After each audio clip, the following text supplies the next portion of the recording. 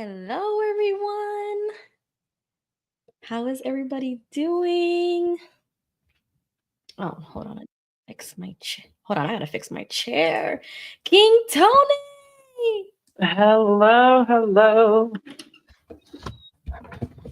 How's it going? Oh, yeah. Okay. Going good. I got a sweet tooth, I'm not gonna lie. How do you like the background, the Christmas? I got the I snow. love it. How do you like my Yeah. background picture? Yeah, I love it. That's a Can you take chair a and a guess? piano. Yeah, can you take a guess what the background is? Do you know what it is? Do you recognize it? The house? A house? Yeah, look at the background. The house, the snow. Do you know what movie that's from? Oh, now I see what you're talking about. Oh my goodness, Yeah, I am the background. slow. I thought you were talking about your back screen. That's Lady and the Tramp. Lady in the Tramp. That was my movie. Mm-hmm. That was my It's movie. still my movie too because it gives me back the traditional vibes. Yeah, the music and everything. Yup, the music. What is it, like 1930s, 1940s when that came out? No. No, it's gotta be. No. It's gotta be. Okay, not when it came out, but when it was like You mean like in the movie? Yes, in the movie. Oh, Lady and the Tramp. Okay, it's 1955 film. But what time period It was the is movie? 1955 film? 1955 Lady and the Tramp came out. Yes. Stop it right now. Oh my God. Yes, I'm telling you, it's like old. Well, the Well, original Lady and the that Tramp makes came out sense. That makes sense. Why it looks like that? and is depicted in 1909. You Oh see? wow. Yeah, we're old heads. We Oh belong my in that goodness, time that's period. crazy. Well, that's Well, good I to belong know. in that time period. Yeah, I love it. And you know the Did you see music. part two? What you mean part two? Lady and the Lady Tramp part two? Lady in the Shut Tramp part up. two. They have Shut up. kids. Yeah. No, that was in part one. What are you talking about? They have kids in part one? They have puppies in part one. There is no part two in Lady and the Tramp. How There's a dare you? part You two. almost gave me Stop a playing heart with me. attack. That was part two with the bomb Stop diggity. Are you playing kidding with me. me? Stop it. Yes. Look it up. Lady and the Tramp 2. If you haven't seen it, see it. It's I love it. Lady in the There's a part two Yeah.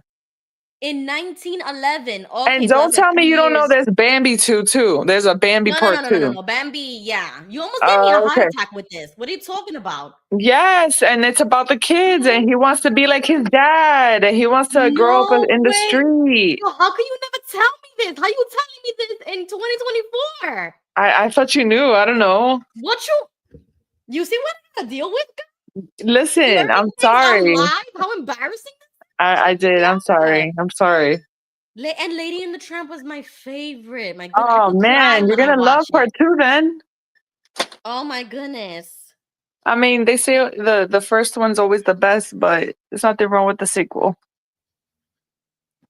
Ah no, I'm gonna have to watch it. And you know, we got these Tony boxes for the kids. I don't know if you know what that is, but it's No. like it's a box. It's like a sound box, and then you put the Tony figurine on top of it, and it reads you the story to the kids. It's bedtime stories. So all of Oh, that's Disney cool. figurines, yeah, I love it. We've been buying like a million of them. So we got Lady and the Tramp for the Tony, and it reads you the story. But before they read the story, it gives you the whole soundtrack of the movie. So Ah. you're listening to it. Yo, we can't even go past the songs. We fall asleep. And Lady and the Tramp, they sing this song, and it goes like this: La la loo, la la loo. Mhm. And I was like, yo, but when we hit the la la loos, we dizzy. We knock Oh, out. we hit the la la loo. Oh my gosh. Yup. Oh, I forgot to say hello to everybody. Let's say hello to everybody. Oh, We hi got everyone. Beverly, Merry Christmas. Jesse, Merry hi Christmas. Jesse. Didn't Jesse said he was gonna hop on for Christmas and talk about Christmas? So where are you, Jesse? Oh, you got the Bible just in case? Okay, because you already know Jesse and Gigi, they bring out the Bible. Hi Jay, John Marciano. I hope Gigi's listening in. Yeah, I hope so too. I hope he can join us and give us some Christmas vibes. Yeah. Shauna. Okay. Yeah, we're trying to keep the party going because Joe and Fran just ended and we were on there as well. So we're trying to keep the party going. Jay says, to be honest, I still struggle with this. And I know how you feel. For very many years, I struggled with not associating myself emotionally with this holiday, but I would let the kids do it. So I was kind of like living through them. But Oh. now, yeah, I talk about it all the time. But now You is mean what do you mean, Jay? Like you struggle with celebrating holidays? I used to, yeah, like I used to do it for them. And I used to justify it for myself, like that JW mentality, like, well, I'm not doing it, I'm not participating, but they're participating. You know, like you distance yourself a little bit. And that's how I used to kind of justify it.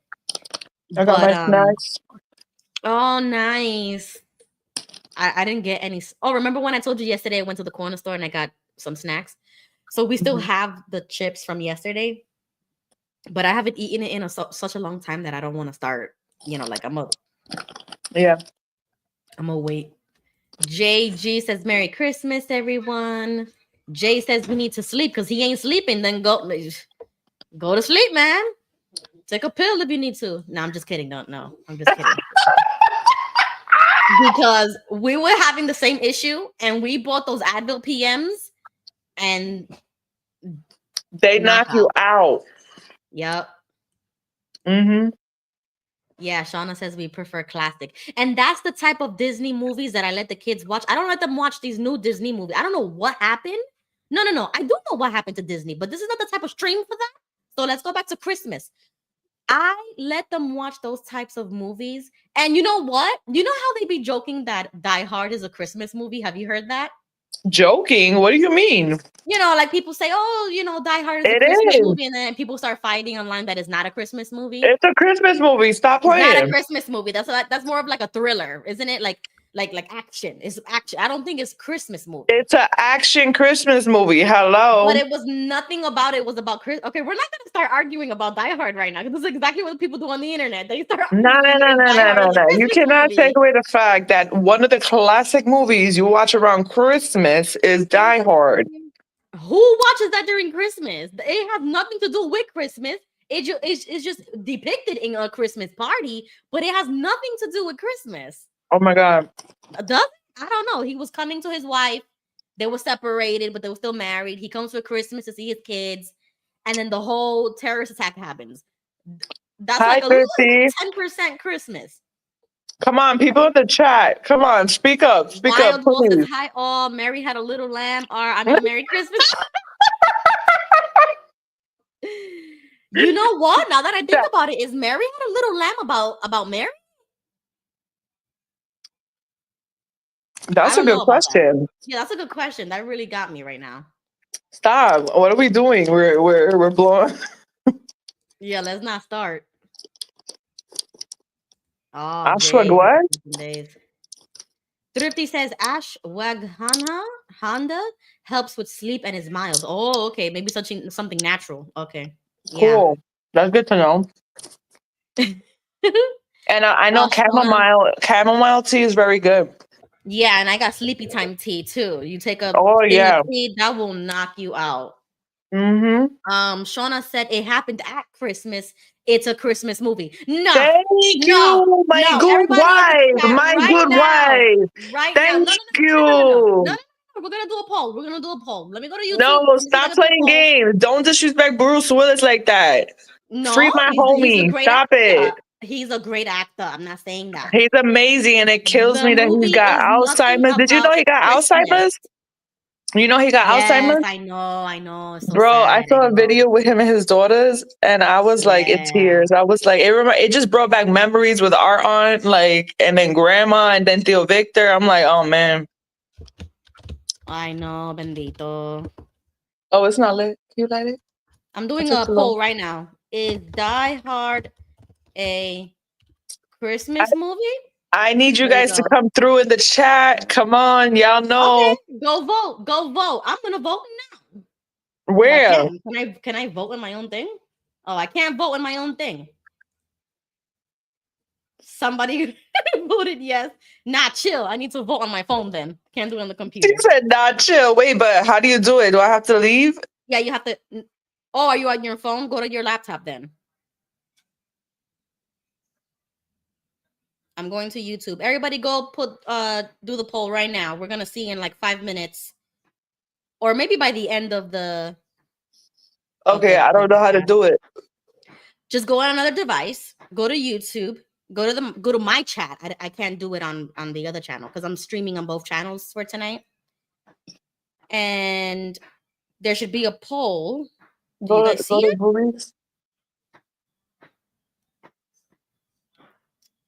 Dang, I don't know if I can do it. I don't know, guys. Can you see that poll? I can see it on my computer, but I can't participate. Oh, that sucks. Stop playing in the chat. Who is saying no? That's disrespectful. Who said no? Who said no? I don't know.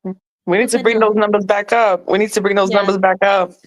Hi, Carolot. Welcome to the Christmas stream. It's a party over here. If anybody wants to join the link, you can join it at the top of the chat. Thrifty is ashwagandha. Okay, yoga, melatonin. Everybody's giving suggestions. Yeah, melatonin gummies. They help. And Her you favorite know, movie is Elf. She says I mean, Elf you with. know, with Oh yeah, Will that's a good Ferrell one. right here. Yeah. This also helps. I'm not promoting it, but this does help. John Marciano voted yes. How dare you, John? Oh my goodness, that is not a Christmas movie. Yes, for Bruce. Yes, for Bruce. Vote on your phone, laptop, tablet, anything else you have. And that sucks because I can't participate in my own poll. Shauna says, yes. Go to Hello. Ruby's channel. Wild says Die Hard is often Ruby considered a Tavares. Christmas movie. Set during a holiday party. Yes, I know. That's the Tavares. setting, but it's Ruby not a Tavares. Christmas movie. It's separate. Welcome 3 Dom. LOL, it can be a Christmas movie. You know what? Nope. We're not gonna be here all night arguing about that. Virgil Kane. Die Hard. I can't believe you guys. I don't think it's a Christmas movie. I'm sorry. It's a Christmas movie. It's a Christmas movie. Stop playing. Okay, Come so on. is Lady in the Tramp a Christmas movie? Because that was depicted in Christmas Eve and Christmas too. That's a Christmas movie too. Really? Oh Christmas my goodness. It's a Christmas miracle. All right, I guess so. I guess I'm defeated. I'm the only one who said no. Well, 64% said yes, 36% said no. So I'm gonna leave the poll up all night and see if I win by the end of the Right there, night. go here. And then put it, yeah. Hi, Joe and Fran. Is it a Christmas movie? Yes or no? Yes. He said yes? Yes. Stop playing with me. Yes. If you're from New York, you gotta say yes. Come on. But wasn't it filmed in LA? Wasn't it based in LA? Yeah. All right. We don't need to know those facts. It's okay. It's okay. It's Hey, all right. I have a theory. Are the drones still flying over there? Over here? Yeah. I think so. I personally have not seen it, even though, I do see stuff, but I just can't, I can't tell. I don't know if it's an airplane or not. It was really foggy at the time, so I couldn't really see clear, but I haven't really been seeing anything or noticing it. Yeah. Have you noticed they haven't gotten no drones over Texas or Los Angeles? No. I mean, we haven't heard. Yeah. I think the gangbangers would shoot them down, and the Texas Patriots would shoot it down. So I think the drones and the UFOs are afraid to fly over Texas and LA. Oh, like places that have that's legal to have your own gun and stuff like that. Yeah. Now, New Jersey, anybody will fly over New Jersey. It's kind of like, even Santa Claus goes there with no problem. But you fly over LA or Texas, you got problems. That's what me and Gilbert think. We think. That's they came to Florida. Yeah, but Florida, they're a little bit on the soft side. Got a freshly but somebody did shoot it down. Somebody told me in the comments that somebody did try to shoot it and they had to pay a $10,000 fine. I don't know if that's true or not. Wow. Recently, I don't know. Somebody in the comments. Yesterday in the comments. $10,000 for a damaged drone. But if it's an out of world, if it's a UFO, right? Yeah. Are they American dollars or space bucks? I mean, supposedly, if it's from outer space, they don't take dollars. Why would they have to pay? Yeah. This is BS. Now, do you think there's life outside of our planet? No. You asking me? Yes. What do you think? I do think. Now, I was telling Ruby since young, I've had these conversations with my dad, and if you do, you look into science. Like supposedly we live in this cluster inside this other cluster, and we live in this galaxy, and then in every galaxy has their own cluster. Like I really don't believe that we're the only species. Right. I like to stay open-minded. Well, here's my theory. Let me just throw my theory out, and it's just a theory. Of course, none of us really know. Right. But my theory, and I'm not a scientist, so I didn't get the jabby yabby. Is that there's life out there, but there's not.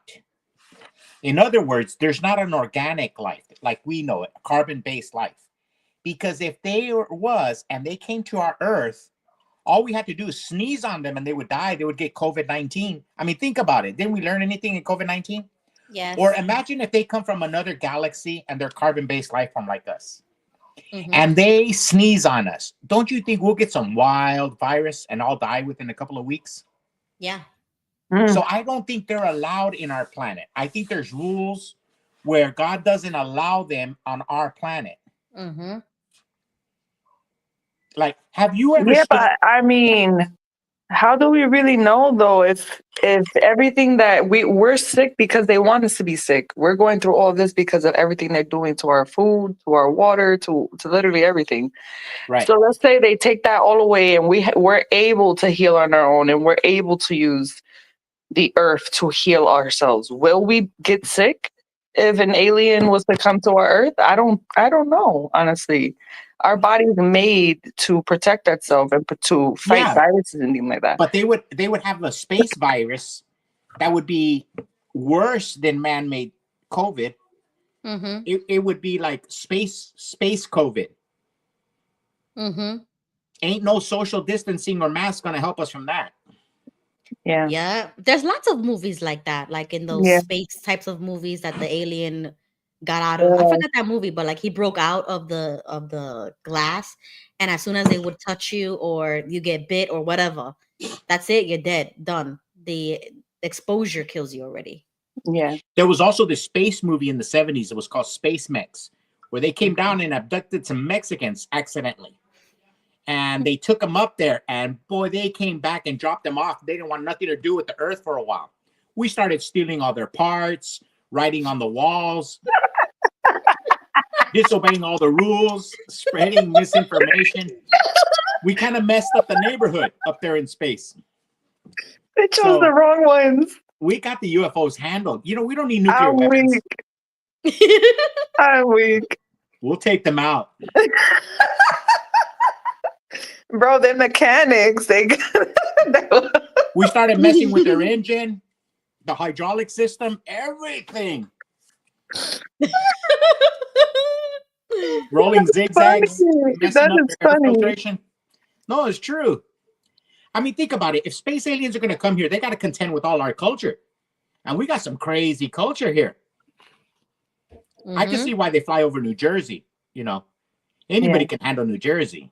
But you come out here to California, Arizona. A lot of the Texas. movies is in New Jersey too. Yeah. War of the Worlds, it was in New Jersey. Bro, ever since that movie, I was like, I don't want to live in New Jersey. It's going to start there. That's why the Witnesses moved to New Jersey. Didn't they move out there to Patterson and all them places out in New Jersey? Oh, yeah. Yeah. They're probably flying the drones, trying to create fear of Armageddon and stuff. That's just a theory. Hey, but seriously speaking, do you guys have a good Christmas? Yeah, this was a I good did, Christmas. definitely. Yeah. I had a very good week. I got baptized yesterday. I got anointed yesterday and today. I took communion last night and I took communion today. Listen, if anything would have happened to me, I think I'm good. Hey, I have a question about Jay. He said he was having a hard time. Was he having a hard time with Christmas? Yeah, the holidays. He said that earlier. Yeah. Why was that? I didn't catch it. You think a lot of ex-witnesses have a problem with Christmas? Yes. He said, to be honest, I still struggle with this. And I saw on Discord, he also said like, struggling with saying Merry Christmas. Like, and I agree with that because I couldn't say that for the longest. And we used to say like happy holidays, or I would just say to you as well. Like I would just repeat something vague like that and I wouldn't say it. I would disassociate myself because I felt guilty that if I were to say something that I am condoning the paganism, because I used to think that Christmas was pagan and I didn't want to do that, but I was respectful about it. And I know how Jay feels, but you know, like me, you know, Tony and I were talking yesterday.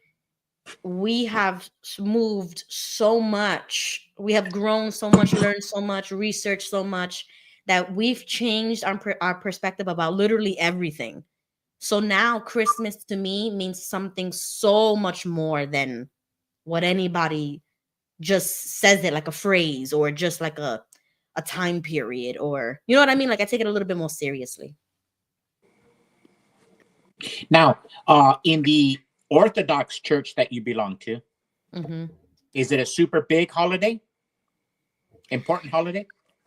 I mean, I would say so. I mean, the whole Christendom is in agreement. You know what I mean? Like, this is the one time in the whole year where nobody's arguing doctrine or giving opinions or anything. Everybody is saying, Christ is born, glorify him. You know, Christ is king, our savior was born. So it's like that. That's like the reunion type of thing where we can all agree that our savior was born during this time period and to glorify him. Okay. Did you guys have a midnight mass? So ours was from we started at 5 and we ended around 7:30. Wow. Yeah, it was a few hours. Like 7:30 or 8. It was like 3 hours long. I didn't expect that, but it took a while. Yeah. 3 hours. Holy moly. You guys are worse than the Jehovah's Witnesses. Well, that's because we got baptized at 5, but the services started from 6 to like 7 or 8. So you get baptized one time in your life? One time. Okay. Okay. And so they have a baptismal every month or once a month for new converts? Well, I think they do it from the first year that I've been attending. I have only witnessed one baptism that was a convert, and then a couple of infant baptisms. So they only do it after a baby is born. You know, after 40 days, they'll baptize. Okay. And then for the converts, you have to take catechumen classes for like about maybe 3 to 6 months before you can like proceed with baptism. So maybe once or twice a year, if there's any converts, you'll see a baptism. Wow. So you guys, yeah, that's pretty neat. Okay. So it's a 2-hour service, but 1 hour was a baptism. Right, exactly. Because there was a lot of people who got baptized. There were 6 baptisms and 2 chrismations. So it took a while. I had a question though. Okay. And I don't know why this popped into my head, but and this is, I guess, a question. If you don't know, then you would ask. But right, Jesus was fully submerged when he got baptized, but you guys don't fully submerge.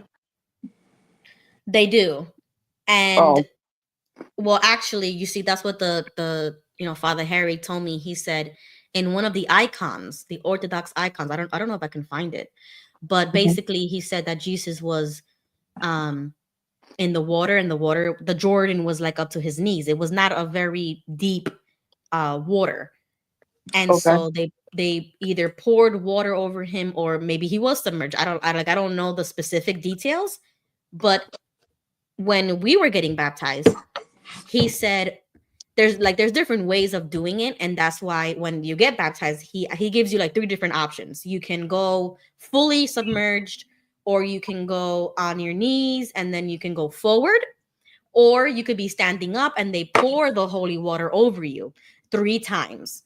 So as they take this cup looking utensil and he pours that all over your body 3 times, and it's still like it qualifies. So they give you 3 options. Yeah, they did. So one of the boys that got baptized first, he chose the 3rd option. He said, I just want to stand and you can pour it over me.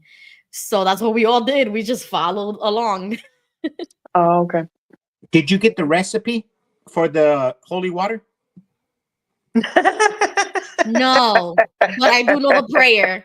They got the prayer for that. No, because they got the recipe of how to make the water. Wait. They got a prayer for you to bless the water? Yeah, so the priest obviously has to bless the water before you go in it. And so he takes out this prayer book, and so he prays over the water. I think he does it 3 times. Like everything is 3 times because of the Trinity.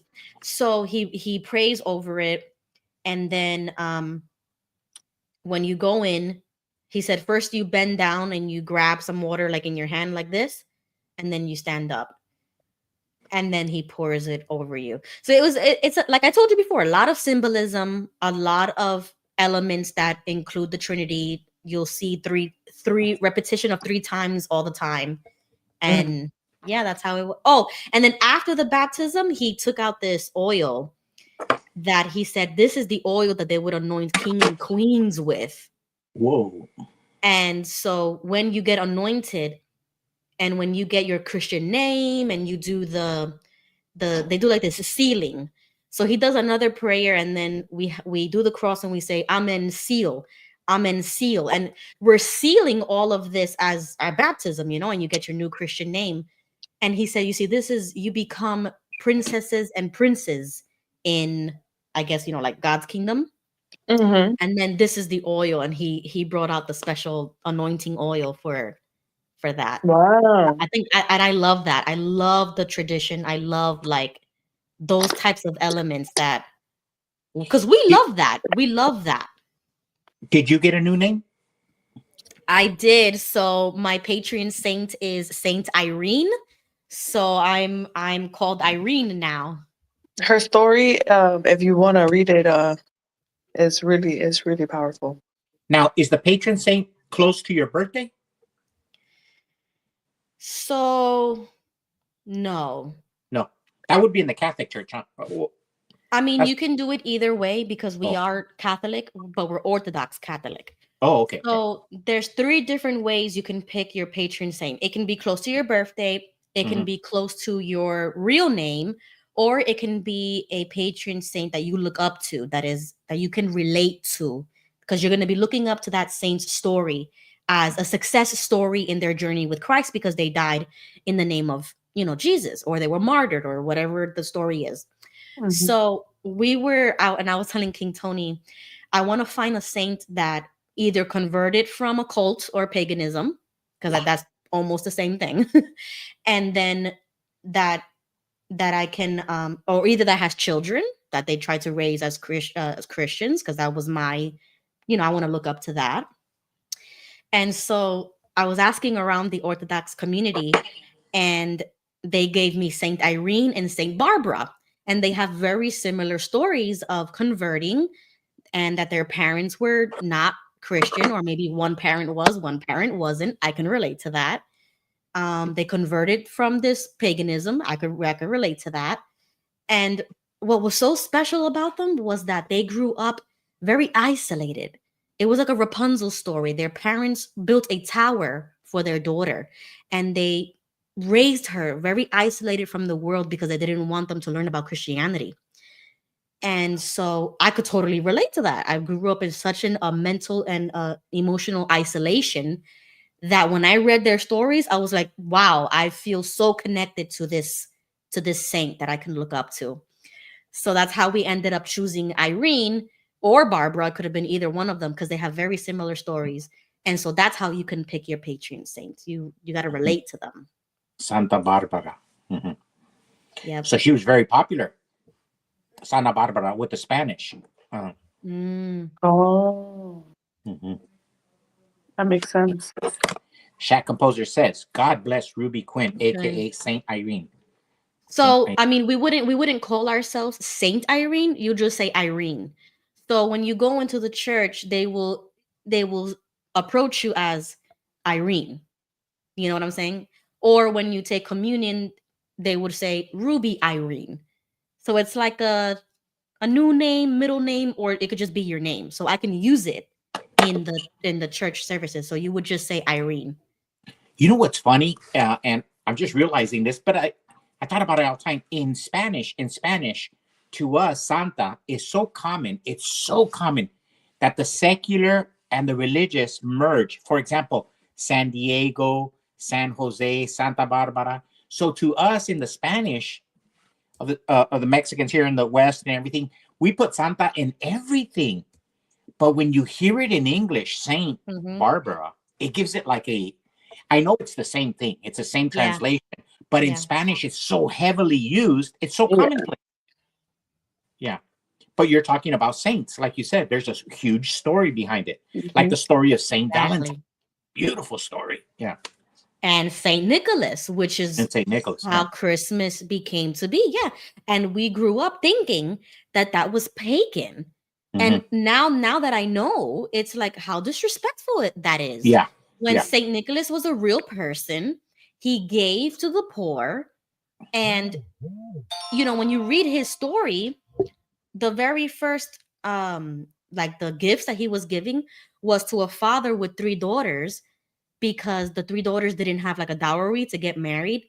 And so if they didn't have the money, then they would have to do prostitution to make money, or else because they can't get married. So how they're going to survive, right? How during those times, that must have been really stressful and hard for a father, knowing that he cannot pay for his daughters to get married. So that's the story of Saint Nick. He threw gold money coins in their window in the middle of the night to pay for the dowry for the daughters to get married. So when they found the money, the first daughter got married, and then he threw it again and again until all the daughters were married. And so they didn't know who was this mystery person giving gifts and money for people who really needed it. And that's Saint Nick. That's beautiful. You know what I'm saying? Like, how could you say that that's pagan? Like that's And just even beautiful. the word saint is not pagan. I mean, Revelations is full of it. The saints, the talk of the saints that are with God in heaven. Yeah. And so we were taught, oh no, the saints is pagan, like you said. It's not. That's what the word that they Right. used. And all it is the holy ones, correct? Or the clean, Exactly. the clean ones? Yes. Yes. Mhm. Yeah, but as witnesses, we gave it like a pagan. Yeah. Exactly. And so we Yeah. were Yup. afraid to say that word. And they used to tell me that. They would say that word a lot. And I'm like, what is that? I've never heard. What is a saint? What is that? And so that's when I used to feel like how robbed I was of the joy of Christianity, because when they showed me what the saints are, what does it mean, who they are, how do you become a saint? Like everything that has to do with the sainthood, it's so beautiful. These success stories that, like I told King Tony, and that we are saints in the making. Because that's the goal, that's your lifetime goal of trying to succeed as a Christian. And hopefully when we die, we will get that crown of that sainthood or that martyrdom or whatever. I mean, I don't think we're going to be killed for I don't know. I don't know how crazy this world is going to get if we're going to have to die for our beliefs. But in the meantime, we have the freedom to exercise our own religion and beliefs. So we're more free than they were. So I would take it more seriously, because they didn't have the same luxury we had. Hey, Ruby, have you ever heard the story, Paul Harvey, the Christmas bird story, the Christmas and the birds story? It's about 5 minutes long. Could you play it? It's a Christmas story about a non-believer and how he became to believe. Okay. Is it on YouTube or Google? Yeah. No, YouTube. And it's Okay, Paul what's it Harvey, called? Christmas bird story. Christmas birds. Okay, I think I got it. Okay, let me share my screen. A Christmas story and the birds, the man and the birds. Is it this one right here? Yes, right there. Okay. It's about 5 minutes, so it's a real neat. Okay. And 30 years. The man I'm talking about was not a Scrooge now. He was a kind, a decent, a mostly good man, generous to his family and upright in his dealings with other men, but he just did not believe in all of that incarnation stuff which the churches proclaim at Christmas time. It just did not make sense. And he was too honest to pretend otherwise. He could not swallow the Jesus story about God coming to earth as a man. He told his wife, "I'm truly sorry to distress you, but I'm just not going with you to church Christmas Eve." He said he'd feel like a hypocrite, that he'd much rather just stay home, but that he would wait up for them. So he stayed, and they went to the midnight service. Now, shortly after the family drove away in the car, snow began to fall. He went to the window to watch the flurries getting heavier and heavier. Then he went back to his fireside chair, began to read his newspaper. Minutes later, he was startled by a thudding sound, and then another, then yet another. At first, he thought somebody must be throwing snowballs against the living room window. But when he went to the front door to investigate, he found a flock of birds huddled out there miserably in the snow. They had been caught in the storm.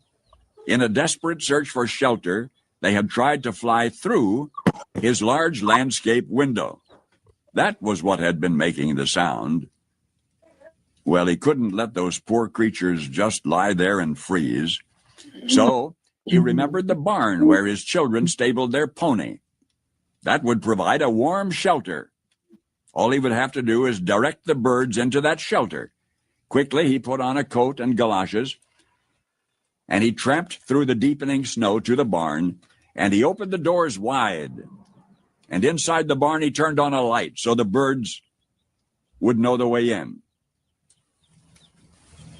But the birds did not come in. So he figured that food would entice them.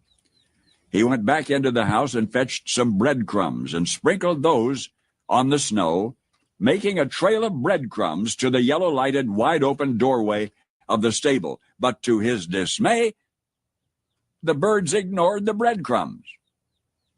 The birds just continued to flop around helplessly in the snow. He tried catching them. He could not. He tried shooing them into the barn by walking around them, waving his arms, but instead they scattered in every direction except into the warm, lighted barn. And that's when he realized that they were afraid of him. They were afraid of him. To him, he reasoned, I'm a strange, terrifying creature. If only I could think of some way to let them know that they can trust me, that I'm not trying to hurt them, but to help them. But how? Any move he made tended to frighten them and confuse them. They just would not follow. They would not be led or shooed because they feared him. And he thought to himself, if only I could be a bird now. I could be a bird and mingle with them and speak their language and tell them not to be afraid. Then I could show them the way to the safe, warm barn. But I would have to be one of them, wouldn't I? So they could see and hear and understand. At that moment, the church bells began to ring.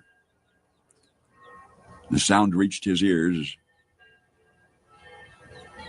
above the sounds of the wind, and he stood there listening to the bells. Adeste Fidelis.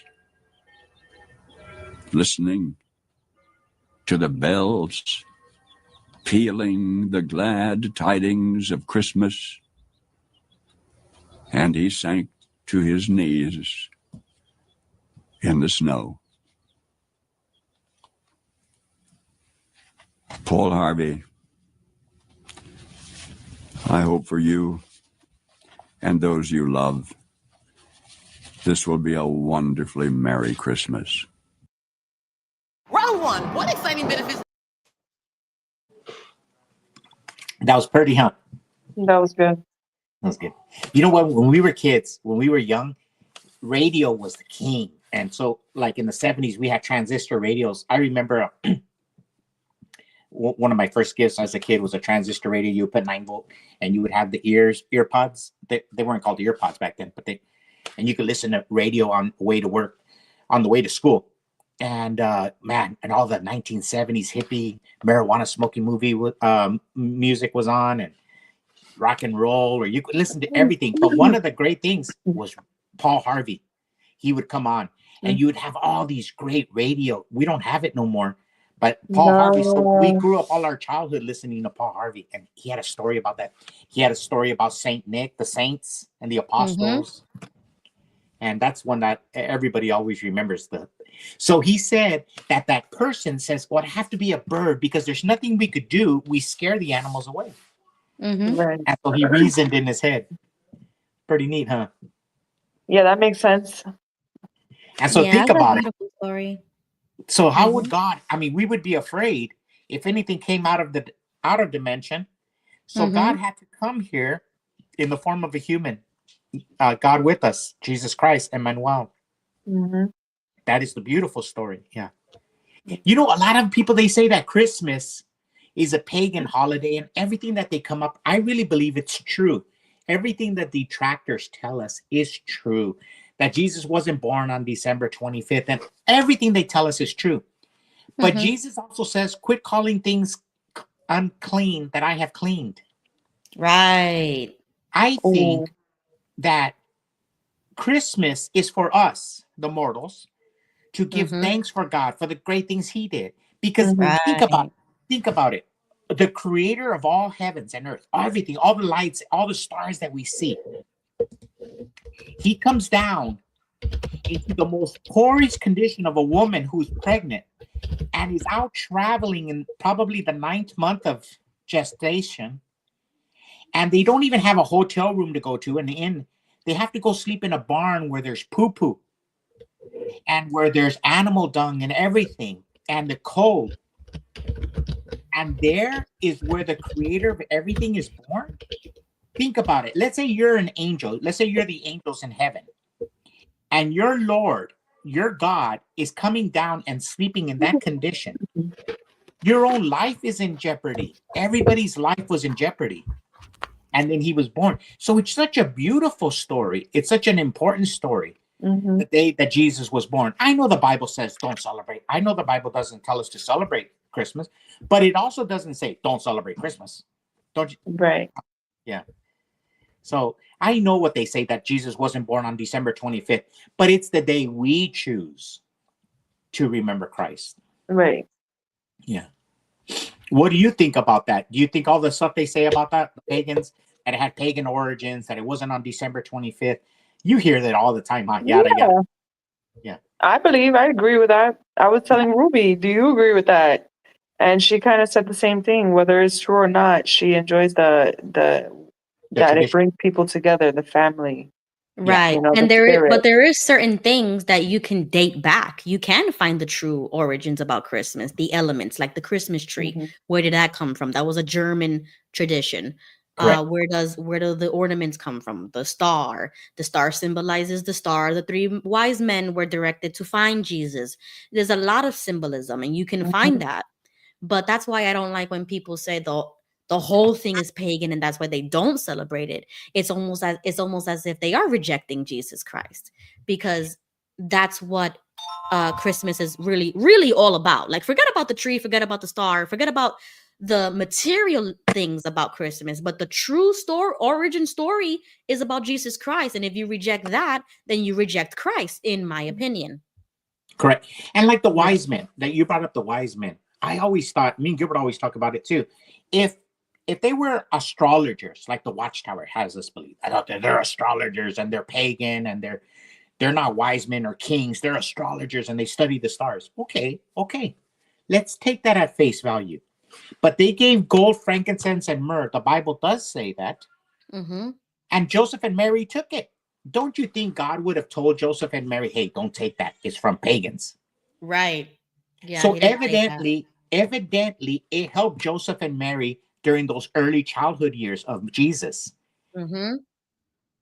You know, Yeah. it helped sustain that family. So what if those astrologers were pagan people? I think God wouldn't have allowed them to have that stuff.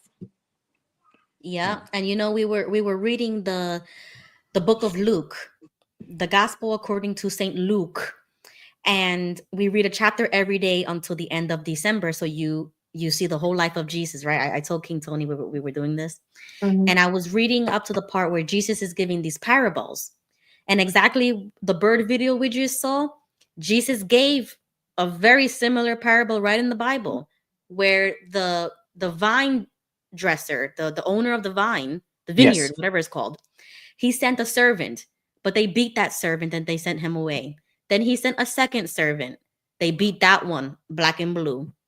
And then he said, well, let me send my son, for they surely would respect my son. And he sent his son, and they killed him. And they said to themselves, well, if we kill his son, the heir, then the inheritance will be ours. And when the owner found out that they killed his son, he went over there and he said, you know, like he basically destroyed them, saying, "You lost it all. You don't, absolutely not. You killed my son." And then he sold the vineyard and he gave the proceeds to other people. So they still lost in the end of it because they didn't respect any of what the owner was trying to do. And that's exactly the Jesus story. It's like a God sent all these prophets and they rejected the prophets, or they went as far as to kill them. And then he sent his only begotten son and they crucified him. And this is what the Jews did. They rejected him and they crucified him. So then God is going to reject you. And that's just the truth. The Jews used the governor, Pontius Pilate, to kill a criminal that they considered a criminal for blasphemy. So they used the system to their advantage to kill him because he was saying that he was a king, he was God, and in their opinion, they needed to get rid of him. He was a threat to their system. And that's the story of Jesus. So when I read that parable, when I saw that video about the birds, that's exactly what it is. It's very similar. And that's how we can accept him, because he was human. Like when we saw the Passion of the Christ, you and Tony told me he was bleeding, like the stress. And I told you, yeah, he had anxiety. He felt what we felt because he was human. Yep. And no, but it's more than that. It's more than that, Ruby. It's more than that. It is the greatest story ever told, because think about it. He was human, you said. But go deeper. No, he's God incarnate. He is God with Emmanuel. That means that at that moment in time, the creation was in balance, because he comes in the form of a baby, full God, full man. And the devil thinks that if he could kill Jesus, he could kill God, or he could destroy God's plans. So even the angels' lives are at stake. Everybody whose life depends on Jesus. Do you really think that yes, because that they thought that he could end God or stop the plan or something? The devil had to kill Jesus. Now, if you remember, when Jesus was born, the angels clapped. What does that mean? What does that mean? I don't think that mankind can understand that, because we live in 3 dimensions. We live in the length, width, the speed of light, sight, infrared. But something extraordinary happened at the time Jesus was born. Something out of worldly, out of universe. Everybody talks about wormholes. Everybody talks about extra dimensions. That's what happened in the birth of Jesus Christ. Something happened in our dimension, that the creator of our dimension came down to be with us, to dwell with us, Emmanuel. So it was so great that when it happened, the angels sang. The angels clapped. It was so powerful, because everybody's life is at stake. He was a little baby. He was fully God, fully man. And he chose to come in that form. How it happened, I have no clue. It's my faith that I'm telling the story, the Christmas story. So to us as Christians, we understand that God was with us in the form of this man, Jesus Christ. And then we find out in the Bible that when Jesus does happen to appear on his birth, that the angels shout out an exclamation. Wouldn't you too, if your life depended on something? Like, for instance, when man landed on the moon, allegedly, everybody in 1969, when I was a baby, we were all watching TV in anticipation, because man was going to go to the moon. The whole planet was watching the TV. Imagine how all the angels were when Jesus came to earth. They were wrapped. That's how special that day was. And then you get some Jehovah's snotty-nosed person say, Christmas is not necessary. You dork. It is one of the most important times in the history of all mankind. Exactly. They're more focused on getting it right, and the right day, and the right season, and the right month, instead of what just happened. Technicalities. They're so focused on what's technical, and that's not belief. That's not faith. It's not supposed to be technical. Remember, like when we did the Last Supper, they would always say, "Oh, the bread has to be unleavened bread." They were all these technicalities. Yep. Yeah, but Just do the Technicalities. damn we bread. Don't worry actually about the ingredients. didn't we read that Bible account, Ruby? And oh hi. Hi, Gigi. Gilbert, you And know, then hey, she now was speaking of UFOs, Gilbert was driving that through the Arizona desert going to Phoenix. Gilbert, did you see any UFOs? No, Because there's a lot of UFOs out there, a lot of not today. crazy stuff out there. Okay. Hey, I wanted You to. know, one of the ways you could see the UFOs, if you start herbalizing real early in the morning, by nighttime. Okay, never mind. That's for another. That's for another. That's for another show. it's okay. I'm already lit. Okay. I don't want to hurt you girls, but I did catch your show on the freeway, Mm-hmm. and I wanted to say, this is the night. It's a beautiful night. I love And we it. I call know. it Bella Notte. No, I Remember? love it. I Look love at the skies. So that was from Lady and the Tramp. Yes. And Gordon McGray just happens to do the best version of it, but that's on a side note. But yeah, that's a very beautiful song. It's Mhm. beautiful. And I thought it was love it. funny how Ruby did not know what everybody knows, that there was a Lady in the Tramp too. I know. Oh, I can't everyone believe knows it. I'm that, in right? shock. It's just Nah, 'cause chill. she's a JW. She was a JW, so you know she Yup. was sheltered. That's what it is. I know. I know. It's horrible. I like part 2 a lot. Yeah. There's so many things that Ruby is not up to speed with. Yeah, because of her JW past. Yeah. Yeah. That's one of them. I'm trying to catch her up little by little.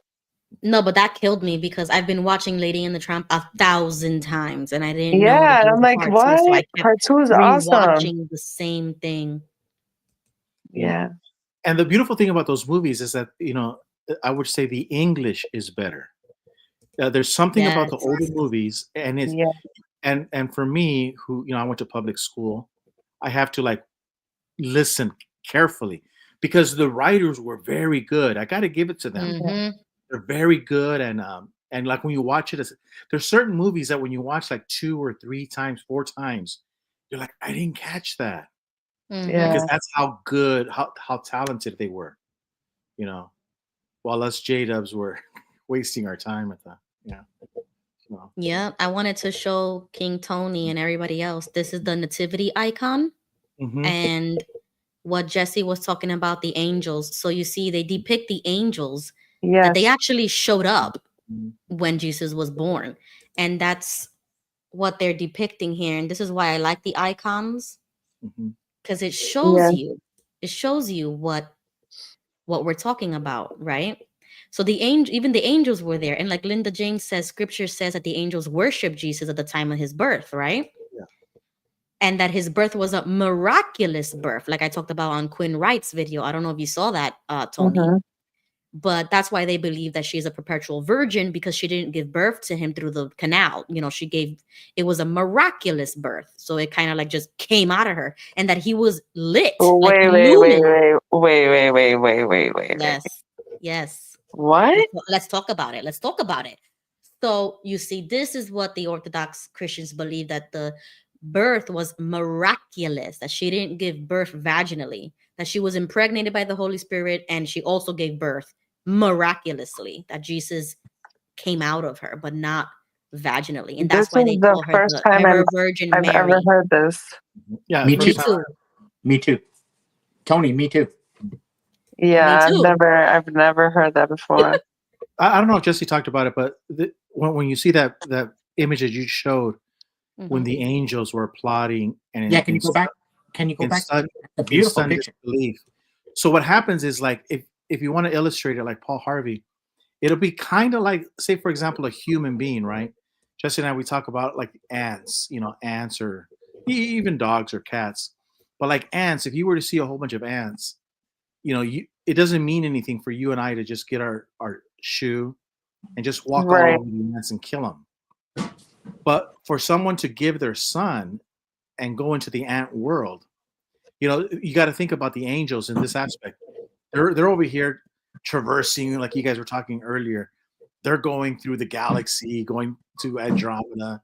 They're Right. playing with space time, Right. and we're insignificant to them. We're like little bugs when you think Right. about it. Mhm. And then so this story that God would stop time and let Jesus come down, it just blew their mind. They're like, whoa, this is, who would do such a thing?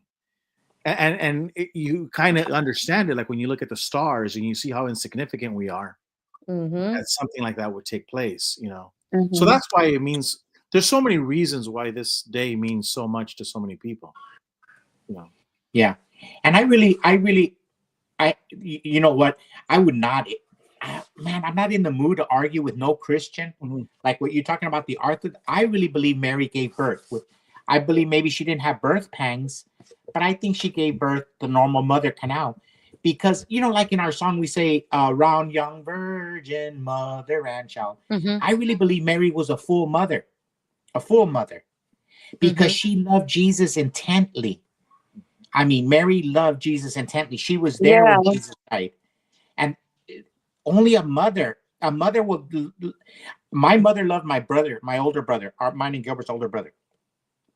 And even when my brother rejected her, I remember my mother took the pain all the way to her death, all the way to the death.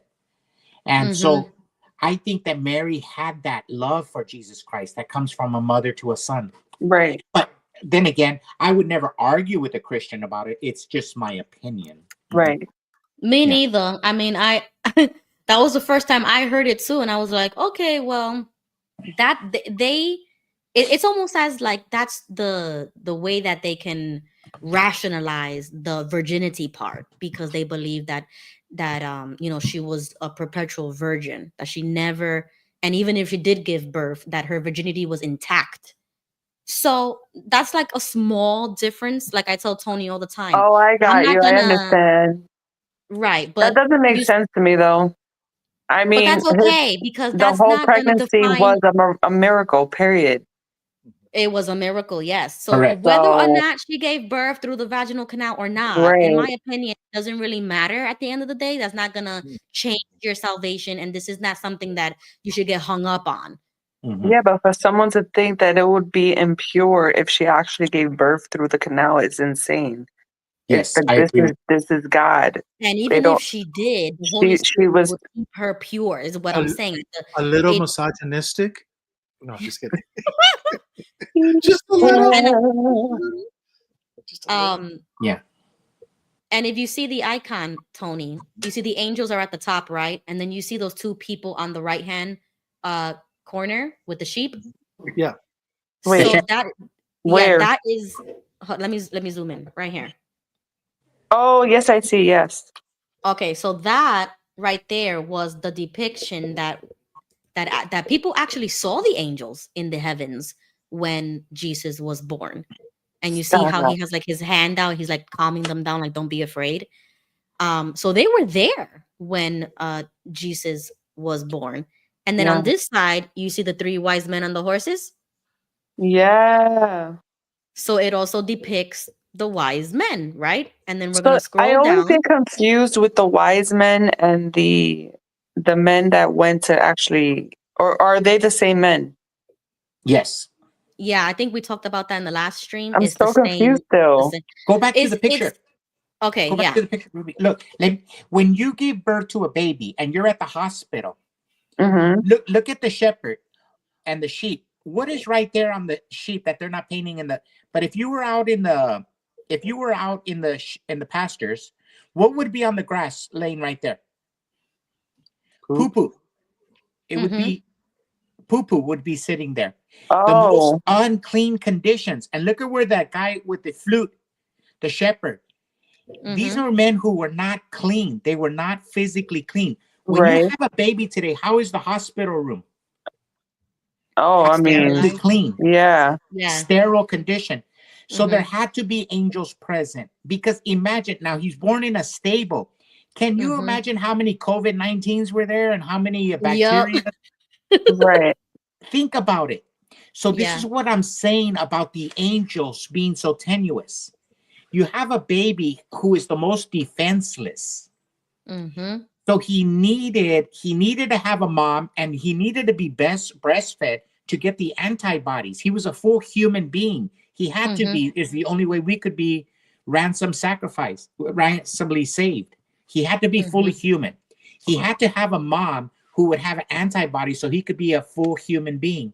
Right. And Right. That's what I'm saying. And then it's like, isn't the whole placenta connected to the mom and the baby is being fed through there and all that? He didn't go through that? Like, we don't like, I know. don't- It was a miraculous pregnancy and it was a miraculous birth. We don't know. Yeah. Mhm. But check this out also too. If you look at the angels above, I mean, I don't know, but so we know, like if you just let's say you just believe that Jesus is the Son of God, if you want to believe that story, right? Versus God himself. So Jesus, Son of God. So, you know, like on planet Earth, we all have bosses, managers, district manager, you know, we all, you know, presidents, President Trump. So evidently all of these angels, they at one time or another have worked with Jesus. Who knows where? Maybe they were blowing up supernovas in some far galaxy. I don't know. But they were doing something with him, hands on. And now they're like, hey, where's Jesus? Because everybody knew who Jesus was, right? All of the Right. angels. And then all of a sudden they're like, where's Jesus? Well, he's not where he's usually at. And then they look and he's a baby on planet Earth. So even the brains of the angels were blown. They were like, whoa, what's happening here? You know? Mhm. Wow. I didn't even think about that. Yeah. Yeah, because Wow. think about it. And they're probably over there rooting for him. They're up there rooting. Yeah. Because look at what the angel is doing. He's talking to men who are sitting in a field full of poo-poo. They could have gone to King Herod. They could have gone to Pontius Pilate's predecessors. They could have gone to the governor of Judea. They could have gone to queens and kings and nobles. But they went to the lowest of men, the lowest of the lowest of the lowest of men, shepherds out in the field. Like, for instance, let's say there's 1,000 million ants on the floor. But there's one ant who's a badass ant, and let's call him Herod the ant. And he has like 100 little hyenas. But you go step on Herod like if he was any other ant.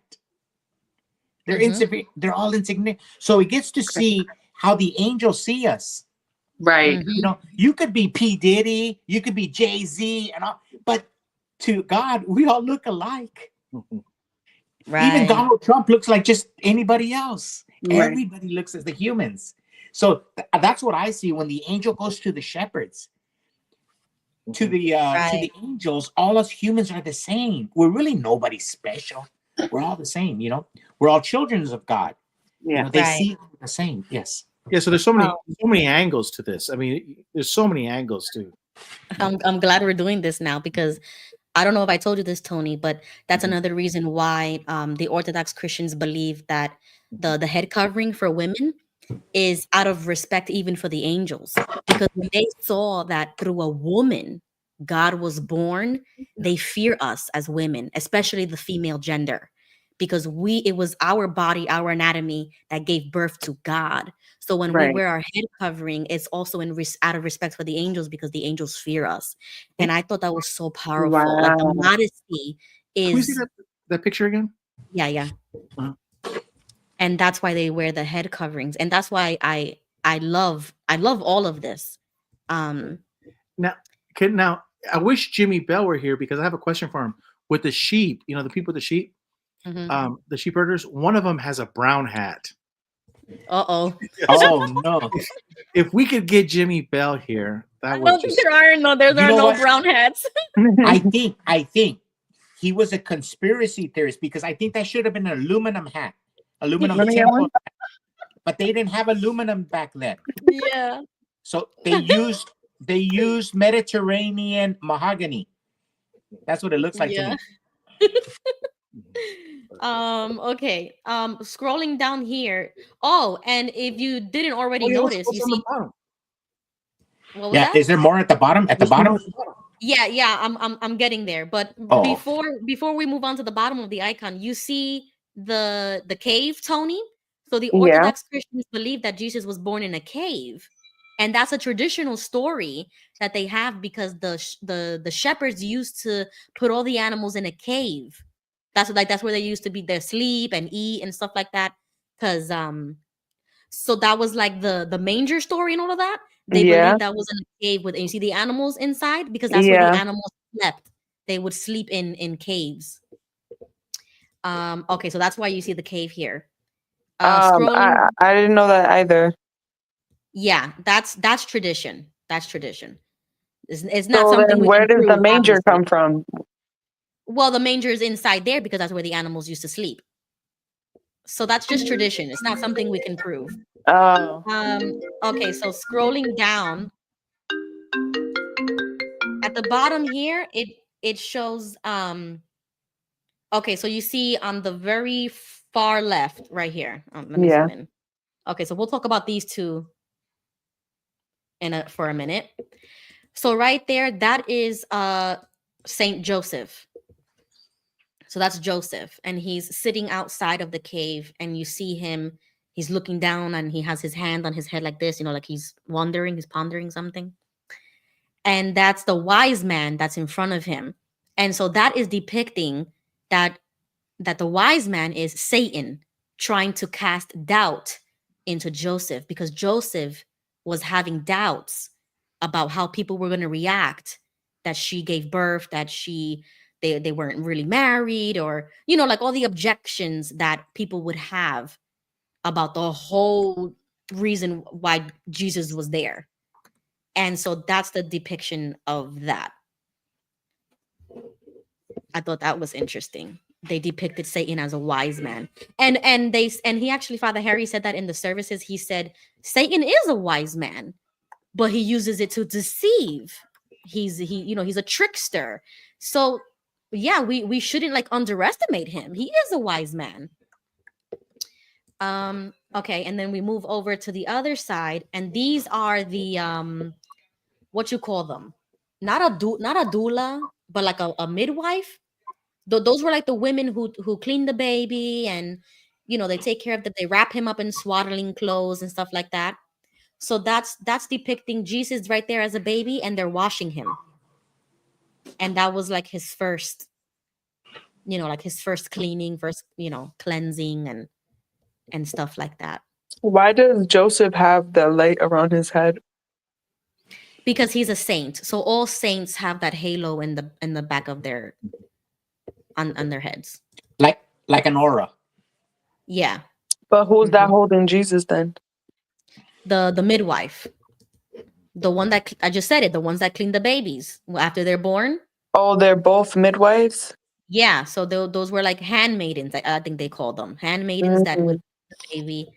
And then obviously Mary's in the middle there. But who's that baby? It's Jesus. It's just another section of the icon that depicts Jesus as being cleaned, because when you read the story of his birth, that's what it says. He was cleaned and he was swaddled in swaddling clothes. And if you ever had a newborn, we had to do that. So it made me feel like such like a real mother, because that's like Gigi was saying, and Jesse, he needed to have a mother, somebody to care for him, somebody to teach him, raise him, like everything.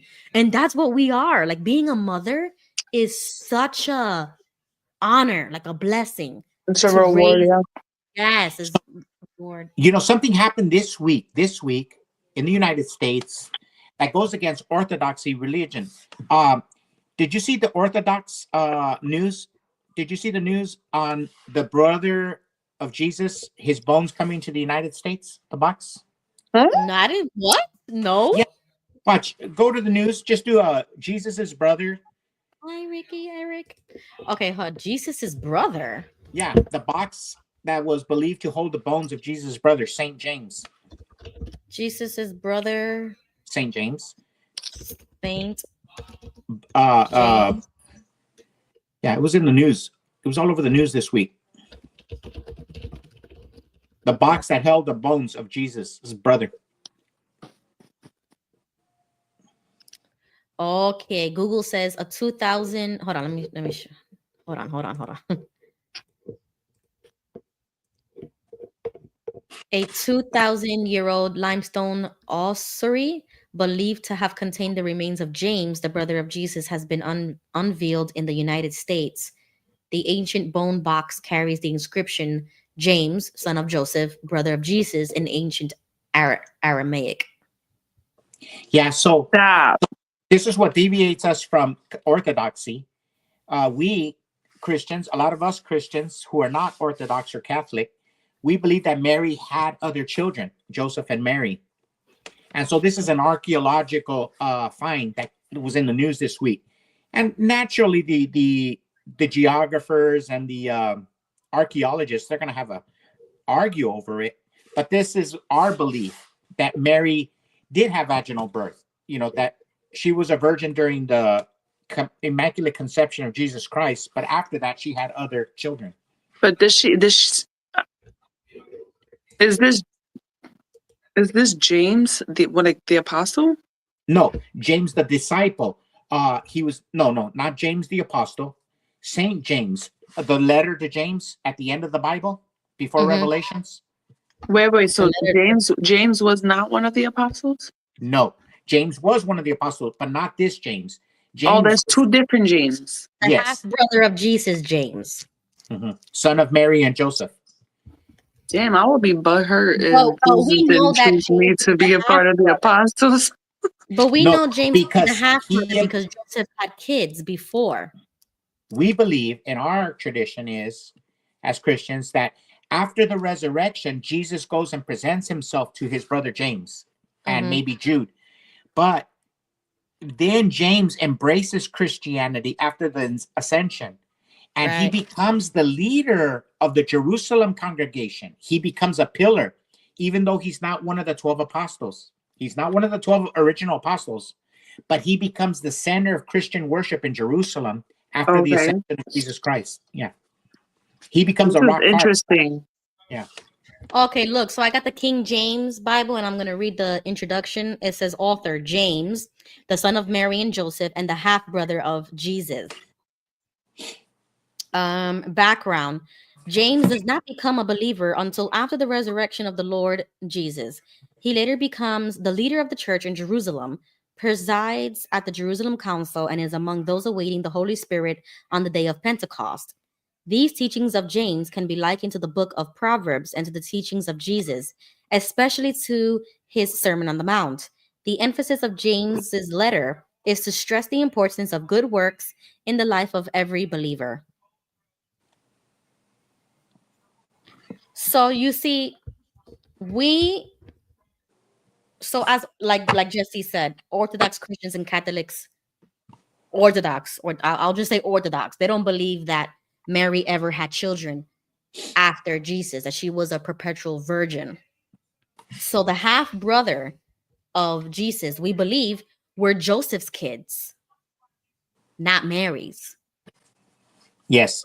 That's the distinction. And after the resurrection, Jesus specifically goes to James, his half brother. Specifically goes to him and witnesses to him. And he embraces Christianity. He embraces Jesus. Wait. So then Mary didn't have kids? According to Orthodox religion.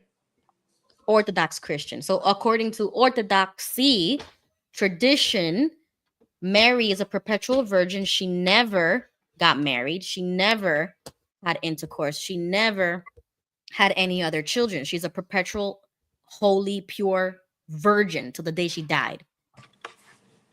And we believe Jesus had other brothers and sisters. And the Catholics, they believe that no. They were spiritual sisters in the same congregation or the same synagogue, where we take. Yeah, sorry to cut you off, but the Catholics also believe that. But there is a distinction even with the Catholics, because the Catholics believe that even Mary had an immaculate birth, and we don't believe that. So they believe she was born without sin, and that's what it means, immaculate. And that's why she was able to carry Jesus. Right. So that's what they believe, but the Orthodoxy don't believe that. There was no need for her to be immaculate. God already chose her. She was already holy. She lived a life of holiness. She was given to the temple when she was young and things like that. Like the whole story of Mary is a lot to get into, but basically we don't believe that she was born without sin. She was born with sin. She was a regular human like any one of us. Jesus's pregnancy and birth was immaculate because he's God. She's not God. She was a human. A vessel, yeah. Exactly. Mary was a pure vessel, Catholic doctrine. Yeah, but you see, the Catholics take it to the next level. They say, I mean, she was pure in the sense where she was, a virgin and she believed in God, right, and so that made her pure, I guess. But I don't know. This is like blowing my mind right now. Yeah, right. and we, a lot of Christians, we believe that. Remember, Jesus talked to her. What do I have to do with you? When Mary went, you had our father scared. There was times where Mary and Joseph were traveling with Jesus as half brothers. Mm-hmm. Okay. And the Orthodox, they don't interpret scripture like we do. There's a deviation, like a lot of Christians do. A lot of Christians, especially in the Protestant denominations, they know that Mary, they believe, But we my believe. question is, wasn't Mary and Joseph married already? Yes. They were betrothed. They were not married. So once again, you have to take the context of the time period that we're talking about. And that's why you see in the icon how Joseph was conflicted, because that's exactly what they're going to say. Oh, she's not married. How did she get pregnant? They're going to say, oh, they're going to say all these blasphemies against Mary. So that's why they had to be betrothed. It's like an engagement, but they never actually got married. So you think that,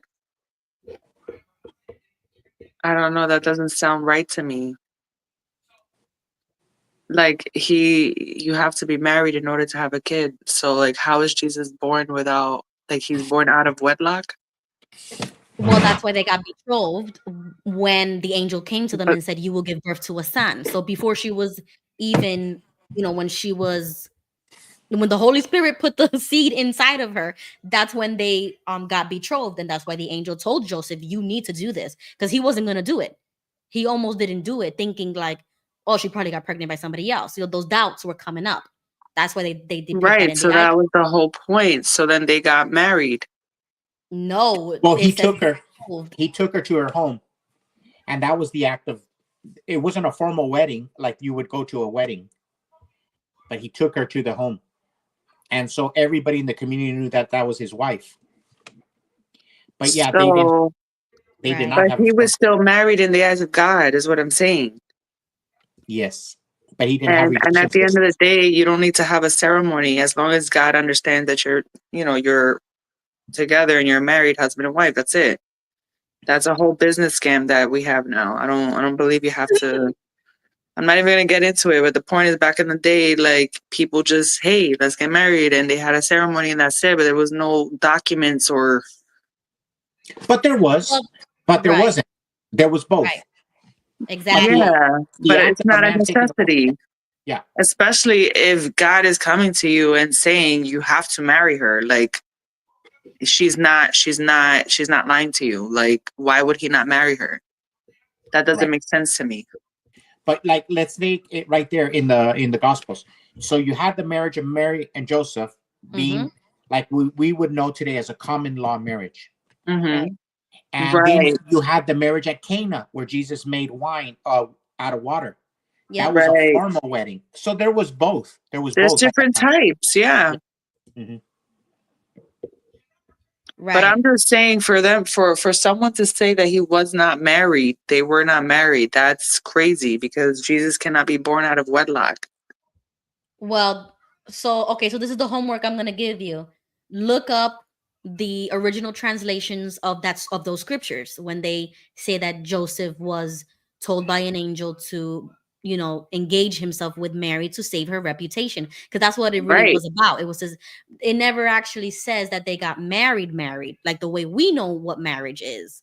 They were Correct. betrothed because they were protecting Yeah, but both I'm of not their talking about reputation. today's society's viewpoint of Exactly. marriage. So look at the I'm original talking, language. it doesn't, like, because I don't view things like that. Right. I'm talking Right. about back in that day, that what happened, that would be considered a marriage. You understand? Right.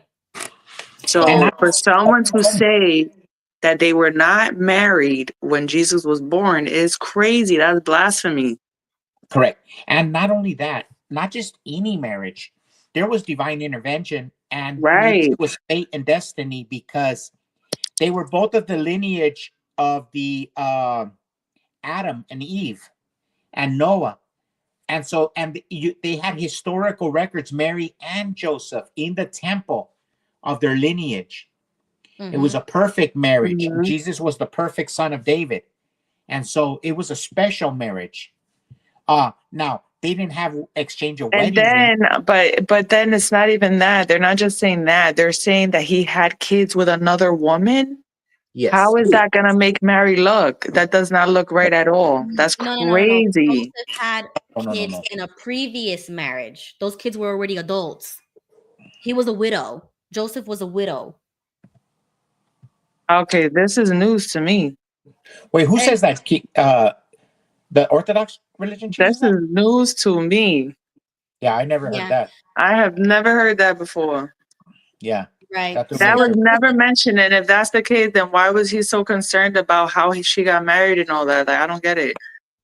Because like Thrifty says here, it would be a big deal. It would ruin your reputation. Even for Joseph, it would ruin his reputation if he linked himself to a virgin who says she got pregnant by the Holy Spirit.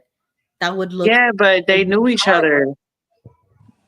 So No? okay, this is very interesting. So we should do research on this subject, and I have some Yeah. paperwork that I have printed out. And you got to remember, Orthodox Christians do not believe in sola scriptura. We don't take everything that we believe just from the Bible itself. There are other tradition and writings and church father writings and things like that that I've spoken to you about before. So they take that information that they know about Mary and her parents, Anna and Jehoiakim, and like the whole Yeah, but how do history they of know Mary, those stories? because they was written during that time period. Right, so you're going based off literature that they have. Exactly, like how you would go by oral history about your own family. That's the same Right, type of but thing.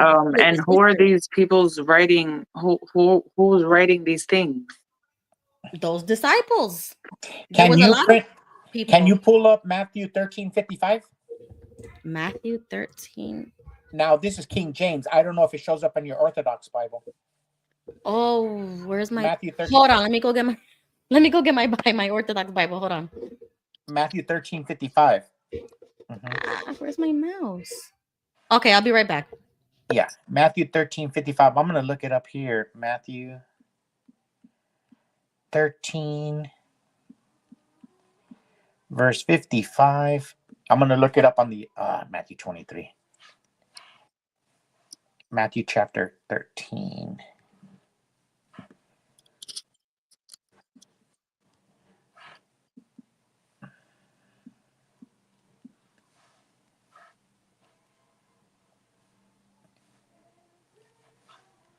Matthew chapter 13.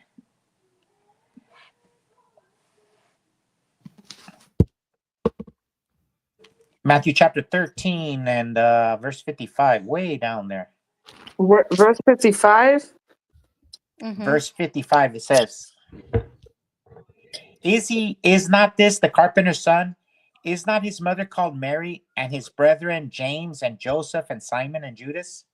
And then 56 says, And his sisters, are they not all with us? Hence then hath this man all these things? And they were offended in him, but Jesus said unto them, A prophet is not without honor, save in his own country, and not in his own house. But so when the people where he was preaching at knew him, that he had a family, and his brother were James. So how do the Orthodox explain this? Okay, let me see the footnote. When I talk to Catholics, they've told me that no, they're not talking about physical sons of Mary, but they're talking about members of the synagogue, spiritual brothers. Yeah. Okay. And That would make sense. yeah. So my Orthodox Study Bible, in the footnote, it says to look at. So you said verse 13, verse 54 through 58, right? Yes. Okay. So the footnote says to see the notes at Luke 4. So I gotta go to Luke chapter 4. And it says verse 22 to 27. So let me see what that says. Luke 4:22. And it says, so all bore witness to him and marveled at the gracious words which proceeded out of his mouth. And they said, is this not Joseph's son? Mm-hmm. Okay, let me see. I'm just skimming through it. Oh. Yeah. So it's the same story.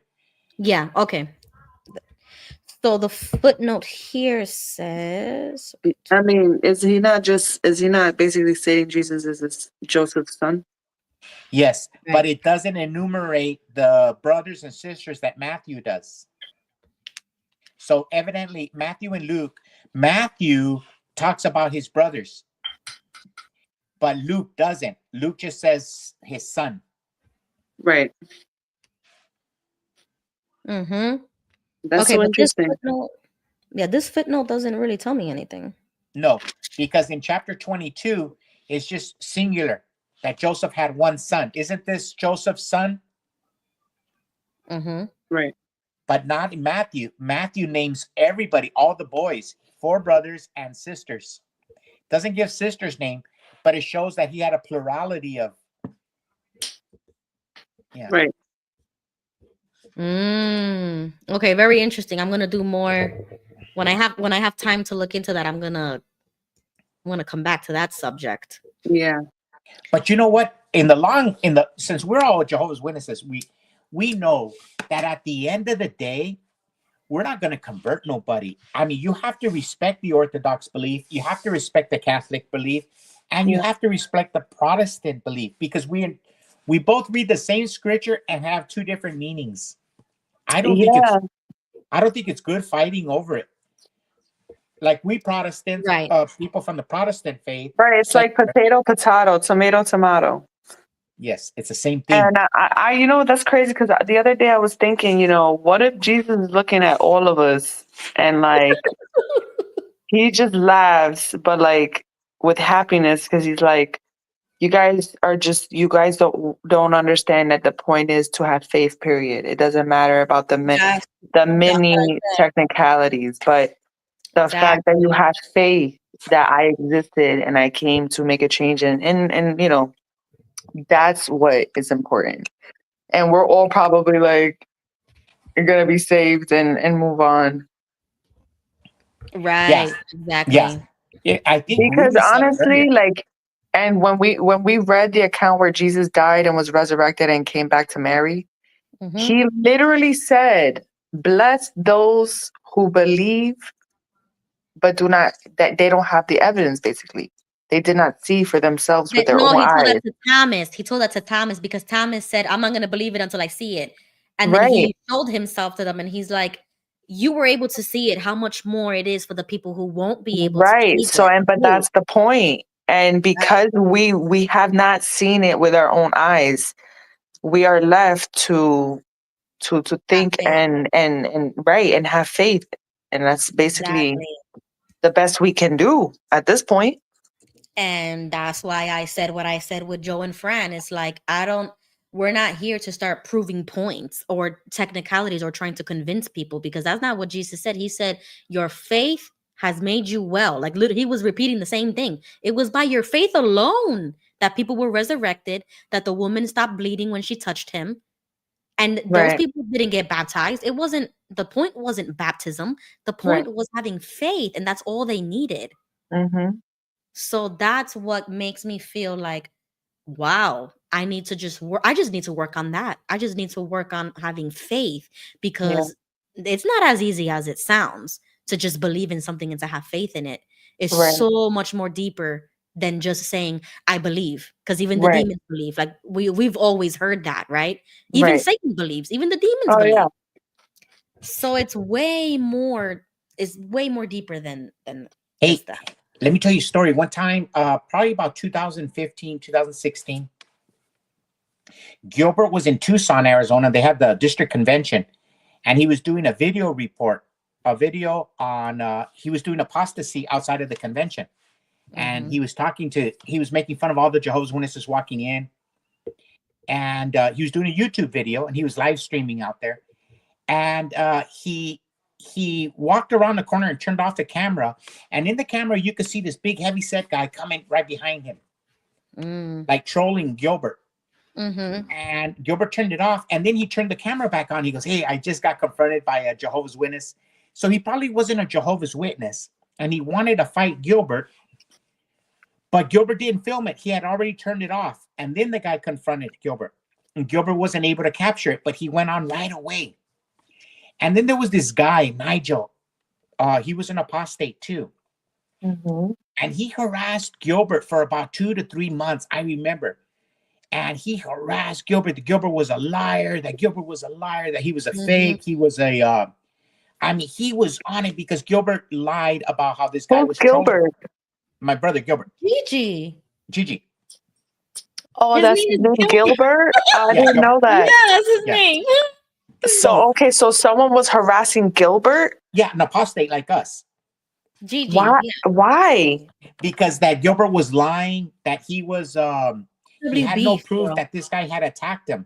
And Gilbert just came on and he goes, "Hey, man, this guy, that I caught him earlier, but when I turned off my camera and started walking away, the guy confronted him. I wasn't able to get it on camera." So he took that and he called Gilbert a liar, an imposter. Everything. He was persecuting Gilbert for weeks and weeks. Anyways, and that's the way it was in the apostasy back then. You would do anything. If you would wink at a sister, they would get you for flirtation and creep. So it was real dangerous. What the heck? That's crazy. Oh my God, I'm sorry. That's horrible. But that's not the point. The point is, with digital camera, you have two interpretations. Imagine 2,000 years ago, Matthew sees something and Luke says something. They don't have Google. They don't have Facebook. They don't have iPhones. They're just witnesses of something and they write it down. There's two different interpretations of whether Joseph had other children or not. So imagine how easy it is to get things lost in interpretation. If we have a problem interpreting things and we have all these electronic gadgets, imagine how hard it is to write a historical. But in my head, it only makes sense that Joseph had more kids with Mary to solidify that he didn't feel any type of way with what happened. You know what I'm saying? Yes, I do. The angel said you have to go through with this because she's not lying. She has not committed a sin. She has the Son of God. So for him to not have kids with her would only show the community that he did not approve of it. And he did not agree with it. Well, we don't know for certain, but the Orthodox and Catholics would argue that because she gave such a miraculous birth, that he didn't even think of touching her. She's too pure, she's too holy, that God chose her to produce his son. So that would be their position. And that would also ruin her perpetual virginity to suggest that Joseph would have more children with her. Then she wasn't a virgin, and so we wouldn't be able to call her a virgin. So we cannot subscribe to that, because then she would not be a virgin, and we call her Virgin, ever Virgin Mary, Theotokos. She's the mother. But you know what? In the Old Testament, the only thing God ever did to show or prove why he did it was like with Isaac and Abraham. Isaac. That he was going to sacrifice his son, and that's what he did to see if a human would do it. Right. He never gave any type of example of a woman being impregnated and see if a woman would carry the Son of God, kind of thing. You know what I'm saying? Yeah, that wasn't of importance to him. I don't see why he would stop a husband from completing the marriage vow. Right. You know what I'm saying? The Catholics, they talk about the Virgin Mary forever. But something that's lost in our Christian tradition of those who embrace maybe non-Catholic, non-Orthodox Christian beliefs is that we forget that the Bible says that she would be honored till time indefinite. Mary. Yes. Mary would have a name that would be honored till time indefinite. Right. If you go to Facebook or social media where you get ex Jehovah's Witnesses, there's something about certain people. They call her a slut. Have you seen those memes about Mary? Yeah, meme. Where there's a picture of Jesus and he's talking to Mary when she's little. Mom, where do babies come from? And then Joseph in the meme goes, yeah, Mary, tell them where babies come from. But they I all, have not Stop. seen that. I Yeah. have not seen that. all over social media. Go to That's Jehovah's Witness crazy. X sites, Jehovah's Witness comedy sites, Oh my God. and Wow, go to yeah. atheist sites. They hate Mary. So Yup. there in the world, there is a lot of people that hate Mary. Why? That's crazy. They call her every name in the book. Just go to social media and put in people making fun of Mary, and you'll see every kind of Oh my disgusting God. thing. That's blasphemy. Yes. Yep. And even the Jews do it too, like John Marciano says here in the Talmud. That's such a demonic book. Anyways, and that's that going along the same lines of what Jesse just said was. Oh my God. I've never heard that. Yeah, exactly. And once you go down the rabbit hole of that Talmud, you'll see how demonic Judaism is today, how they hate Christians, and that the Talmud gives them permission to kill anybody who is not a Jew or in their, in their religion. It's kind of crazy when you look into it. But along the same lines of what Jesse was talking about Mary, the significance of Mary, even Mary says it in herself in the scriptures where she says, for generations they would say that I'm blessed. And that's what we say in liturgy every Sunday. That's how the Orthodox, they continue that tradition, how we believe that Mary is blessed. And then the Catholics, they take it a step a little too far when they have statues of Mary. And that's when I would agree with Tony when she says about the idol worship. And that's why there is a red line where 2D dimensional icons wouldn't be considered idolatry, but a 3D dimensional statue that they pray to Mary, yeah, I would agree with you.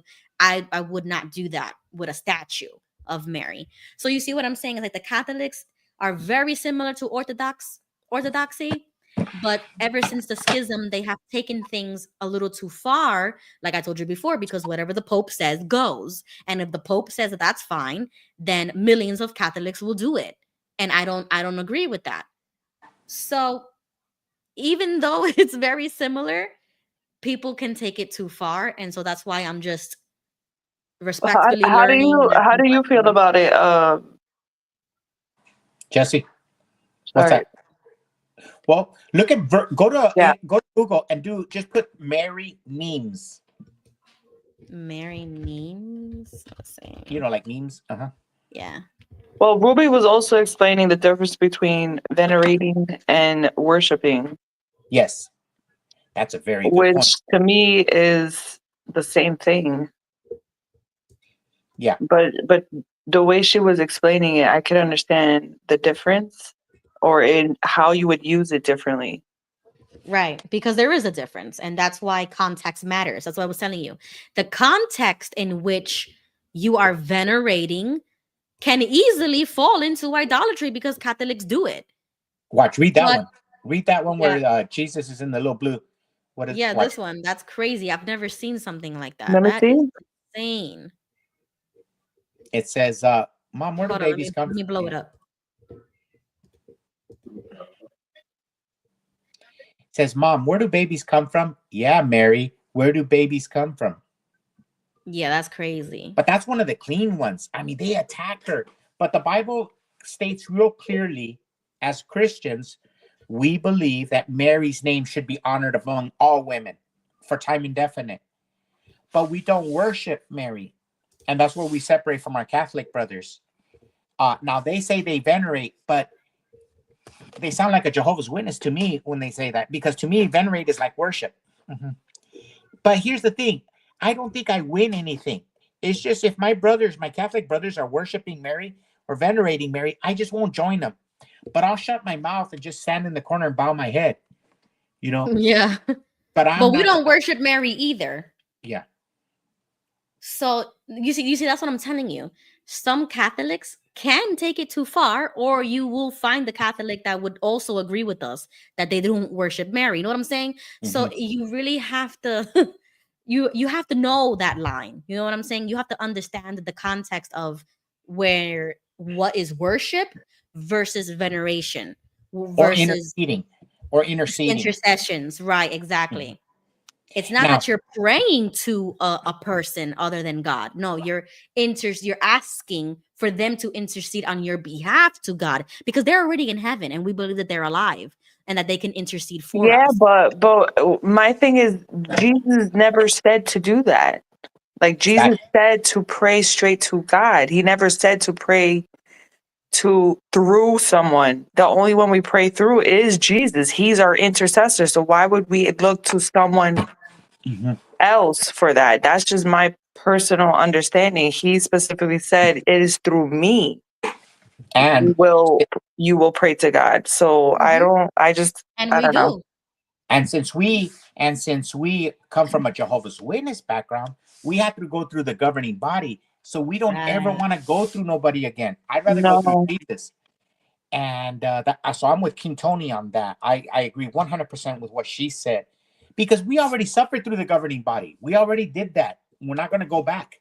Yeah, but the governing body are false prophets. So if you can get rid of that like stumbling block for yourself, then you can move forward and see Yeah, how the but even saints. aside from the governing body, they taught that you pray through Jesus. That's why we end our prayers in Jesus' And name. that's why I Amen. told you this is not dogmatic. It's not that they're telling you you have to do intercessions. It's not dogmatic. That is the tradition that Eastern Orthodoxy have followed traditionally for centuries. That's what they do. And Yeah. it's not that you have to do it, but that's what they do because it's like how I explained it to you before. If I ask you to pray for me, you are my intercessor because you're praying to God for me. So if I can do that with a living human being on earth right now, why can't I do it with the living saints in heaven that have already accomplished their life here on earth? They're already saints, like they've accomplished. They it's a success story, right? Because they were canonized as saints. So why wouldn't I want a saint to intercede for me? It's like if I would ask you to pray for me. Look at the way Johnny Christone explains Right, it. Yeah. but I'm sorry. When you're asking them, so when you say that you're asking them, like I don't understand. Are you just like I guess that's a little confusing because we're talking about two human beings here. How are you asking them to pray on your behalf? Because the word pray means to ask. You know, like how in Pride and Prejudice, that's what they would say. Pray, and then they would ask a question. So you're asking. Hmm. You're not like worshiping that person. You're not praying to that person. You are asking that person to intercede to God because they're already in heaven on your behalf. Right. So then, like, that's what I'm saying. How would you do that? Well, they have prayers. They have those written prayers that say this is the prayer to your patron saint. So when you want to pray to your patron saint for your saint to intercede on your behalf to Christ or to God, then that's a different type of prayer that you would pray to your patron saint. They have one for your guardian angel. They have one for the deceased, like the ones that I've read to you. They have morning prayers, evening prayers, and that's what I told you. Of course, we're going to pray to God directly. It's not a necessity to have the intercessions. This is just the tradition that Orthodoxy continues to have since their inception. Mhm. It's And not dogmatic. it's something that a lot of us Christians in the Western civilization, in Western hemisphere, Right. reject. We go straight in the name of Jesus Christ to our Right. Father. Mhm. And I that is mean, just yeah.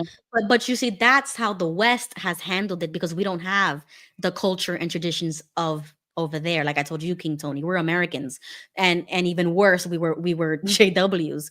So when we talk about these things, we're not gonna have the same type of feeling because we didn't come from those countries with the traditional and then the value and all of that. So even though we might not feel it, when I do go to this parish, it's like I'm adopting that tradition. I'm adopting their view on traditions and the Bible and Christ and all of that kind of stuff, and it's beautiful. I respect it, and there's certain things that I wouldn't do, but you see, they're not forcing you to do that. Those are just traditions that they have held.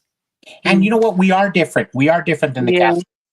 Catholic and the Orthodox, because let me break it down in religious and secular.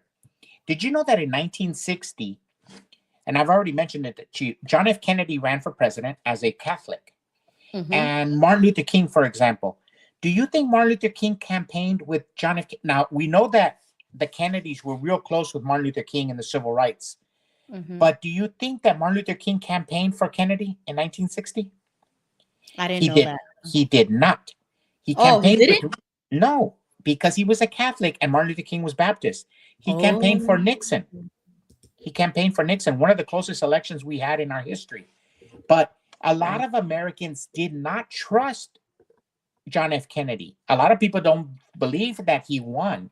It was one of those elections that kind of like the 2016 election. Yeah. But get out the vote, the mafia and everything. Yeah. But anyways, he was a Catholic, and a lot of Protestants did not trust, because he would have allegiance to the Pope or Vatican before he had to the Constitution. Right. Now, John F. Kennedy proved them wrong. They were wrong. John F. Kennedy was faithful to America, faithful to the Constitution. He knew how to separate secular from religious. But a lot of people had their doubts on the Catholics. Right. So there is a lot of differences in our beliefs, in our culture. But we're not going to start fights over it. Yeah. Yeah. No, but It's like I said, mean, everyone has the main point. We all have faith in Jesus and that he's gonna. Correct. And remember, King Tony, always remember this point, okay? You and I are correct, and Ruby is wrong. As long as we understand that basic. No, just kidding. Wow. It's a foundational. No, just kidding. Just kidding, Ruby. That's horrible. No, we're all right. I'm sorry. Or I was gonna say something to the Worse? effect of this is why it's important to actually talk to people with those beliefs and not go to a website or a publication. Talk to Catholics and see what they believe in and why they believe in it. That's why I go to those spaces on X and I ask them, why do you believe this? I go to the Orthodox people. I talk to real people who believe in that, and I want to see what they can back that up. That even if it's a tradition, even if it is man-made, how can you back it up? Where did it start? What are the origins of that? Talk to them. That is so beautiful, because right now, everything that I was talking about, I wasn't looking it up. I was just going off memory of my beloved brothers and sisters Catholics, my Catholic aunts and my uncle, because I have so much Catholic family and I love them dearly, but I could never worship Mary or venerate Mary. But I love my family and I would give my life for them. So everything we were talking about of the Catholic is because of the stuff that I listen, and I do exactly what you said. I asked them, hey, why do you guys do this? Why do you guys hug during Mass? I want to know, but I can't find myself venerating Mary. Even though I love Mary and I believe she is the highest, greater than I could ever imagine to be. But I can't bow my knees to Mary. I can only bow your knees to Jesus. Right. Yeah. Right. That's why I appreciate the Orthodox, because they don't do that with Mary. They only do that with God. So I agree with that. But when I think about Mary, when Jesus and Tony, when Jesus was on the cross and in the movie, and he looks at who was next to Mary? Who was that? Who was the? I'm trying to figure out who that was too. Was it Mary Magdalene? No, it was a male. It was one of the apostles. It wasn't Peter. Oh, John, the Apostle John.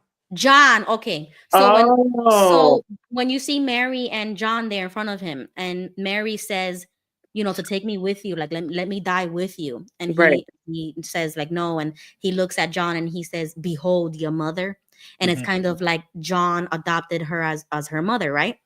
That's how we are. We adopt her as our mother. She's the blessed mother of all mothers. They even call her like the Queen of Heaven, because she gave birth to literally God. She is the mother of God, right? Right. So that's how I view Mary. It's a balanced view of respect, reverence, and that she is my mother. Because remember how I used to always feel like I don't have a mother. My mother's dead to me. And I was crying over that.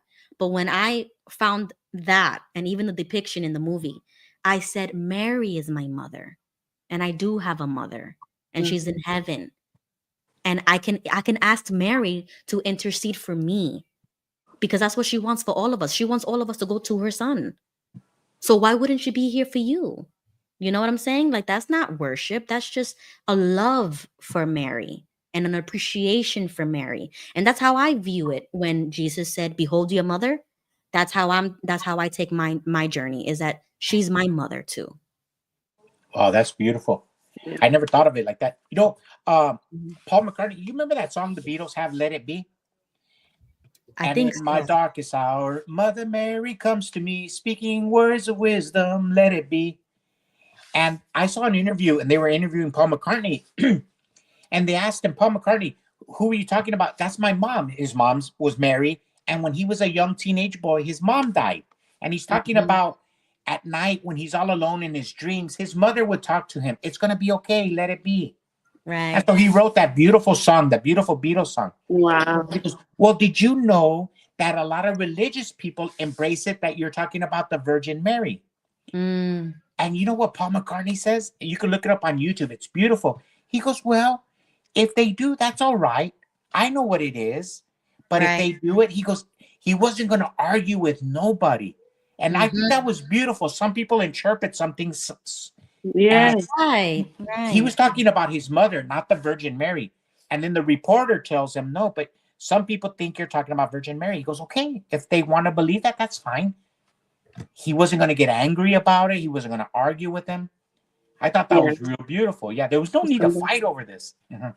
Right. And you see, that's something that we're learning. We're learning how to take these conversations in a peaceful manner, because even when King Tony was talking about, when she was speaking to her family about that Jehovah is not God's name, how angry they got, how aggressive they turned in 2.3 Big time. seconds.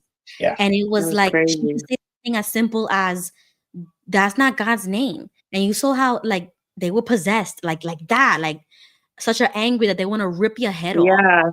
Yep. And it What was is just that? like, It's like you can't even have a regular conversation to just interpret something differently, because everybody's different.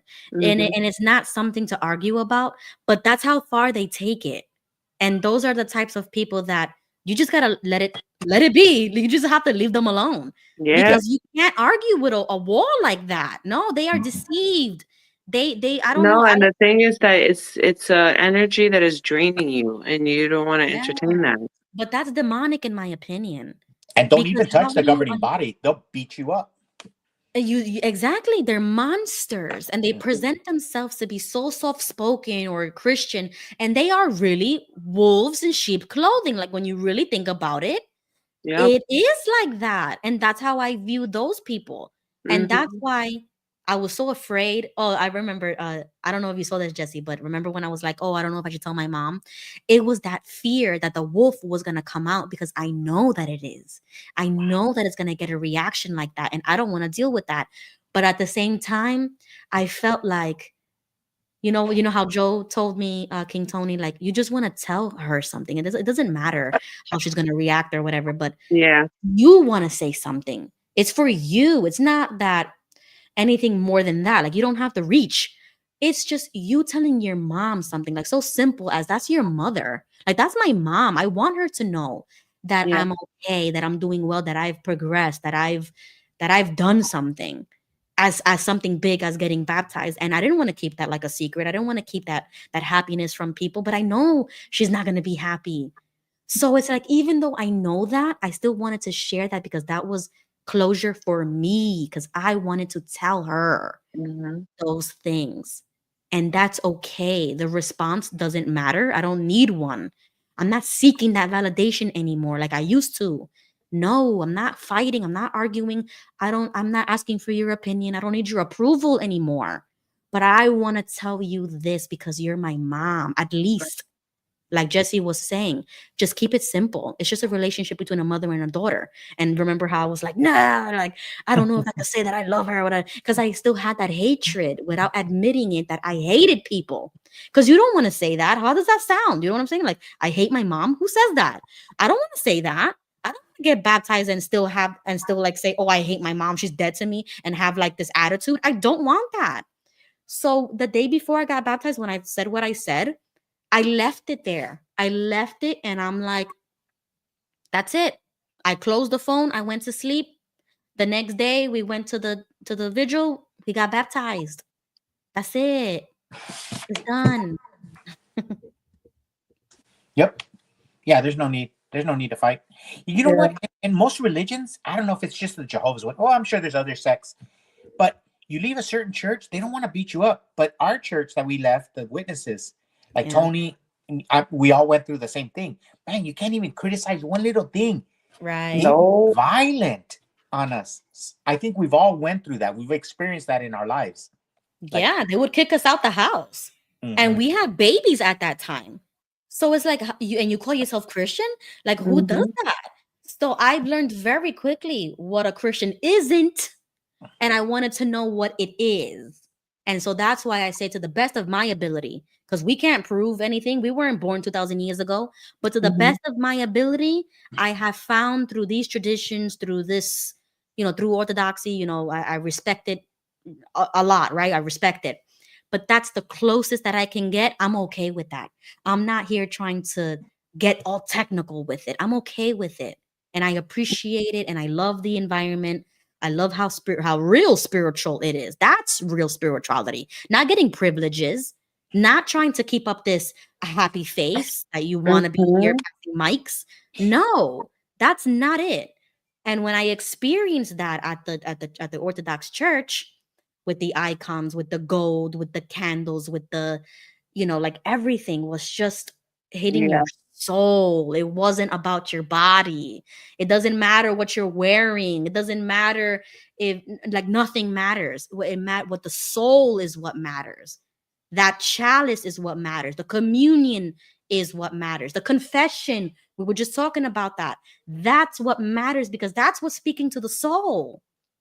It's not about how you look or what you wear, or if you have pants, or if you have a skirt, or if you have a beard, or if you don't have a beard. Who cares? Yeah. It's about the soul. And I'm taking care of the soul now. Yeah. Hey, girls, I better go. Got to get to work. All right. All Thank right. you so much. Take care. I love talking about Christmas. Sorry I came into the show and talked so much about it. It's No, one of my it's favorite okay. subjects. It's a beautiful subject. Thank you. It's beautiful. I enjoyed it so much. All right, till next time. Take care. Thank you for having me. That was like a Christmas present for me. Talk to you guys later. Bye. Thank you for coming, Jesse. Oh, I love Jesse and Gigi and everybody. They're awesome. JG says, Ruby, are you disfellowshipped? Baptisms are grounds for disassociation tests. Yeah, so I mean, I've been inactive for more than 10 years. I don't think they would count me anyways. And I don't even think they would disfellowship me, because apparently they haven't found my publishing cards, so they probably destroyed that a long time ago. But I am technically disfellowshipped in the mind of my mom, right? Because that was the moment. It's like, once you say that, once you say you got baptized, you know that is grounds of apostasy, and it's official now. And that's why I had to say what I had to say, and I'm sorry and not sorry. You know what I mean? Like, I needed to get rid of that, because that was holding me down. It's like, am I gonna stay under the radar and just pretend as if I didn't get baptized and convert, and technically I'm a real apostate in her eyes, and just keep up the fakeness? No, I'm not gonna do that. So I said what I said. Sorry, not sorry. And I'm happy, and I think you should know this, and that's it. And that's what I said. She hasn't answered yet, but I bet you anything, in a few months she'll talk to me again. You know what I'm saying? Like, they're gonna fight within themselves, that eternal fight of shunning, because it is unnatural.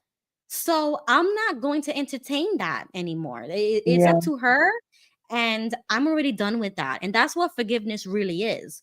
And I always used to say in my streams, oh, I would never forgive. Oh, I have a hard time forgiving. I got to work on forgiveness. But I understand it now. You know, like, dang, I understand what forgiveness is. Yeah. I had to rip the Band-Aid, like Tony says all the time. You gotta do it. Yeah. And I've learned that. And you feel this relief. You did it. It's done with. It's for you. It's mainly for you. Like you said, to have closure, to be able Yeah. to move on. Yes, it's a new path. Yes, John Yeah. and Jay. He says you have to live your life truth. Yeah, the who I Right. really am. Because once again, we never were able to be our true selves. So you Nope. would keep a lot of that to yourself and you would just live your life, live a double life, or Right. live your life where they're not looking. I'm Right. not doing that. I'm going to live it out in the open. I wear my cross. Mira, I'm wearing my cross necklace every day, all day. You know what I'm saying? Like, I'm not gonna Mhm. hide that anymore. Oh man, Tony dropped out. She's gonna have to come back in. Yeah. And why would I want to hold it? You know what I'm saying, Jay? Like, I was so happy that I couldn't contain that happiness. And it was like a week ago, I could have said, oh, I don't want to do that, right? But now I do, was because I was so happy. Why would I want to hide that happiness? Why? Yeah.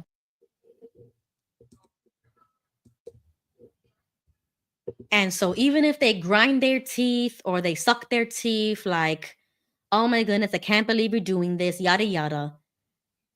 I actually have that internal happiness, like really like real happiness, like the real satisfaction and content and all of those good virtues. Is like I'm actually understanding what it really is to have that. It's Yeah. not about throwing it in people's faces as if I'm better than you or I'm a better Christian than you. No, it's not about, Right. Right. because that's the game that they play. I'm more spiritual than you. I go to all the meetings.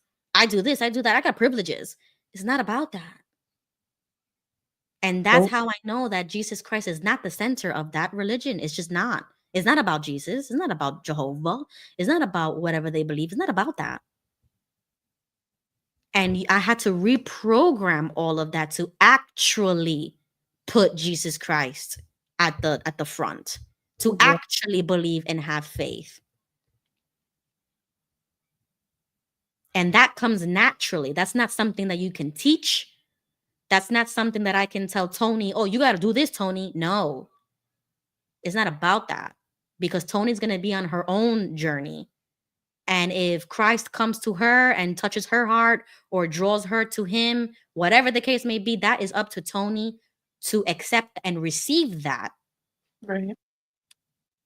But at least we can talk about that now. We don't have anything restricting us. We don't have that No. fear and or restriction. Yeah. And I used to get defensive too back then because I Right? Yeah. still believed in it. I still believed in it. Yeah, exactly. Gigi says Jesus told us to stop competing with one another. Exactly. Because he told the apostles who were like, oh, who's going to be at his left hand? Who's going to be at his right hand? It's not about that Right. at all. It's not. So Mhm. that's a game that we're not going to play.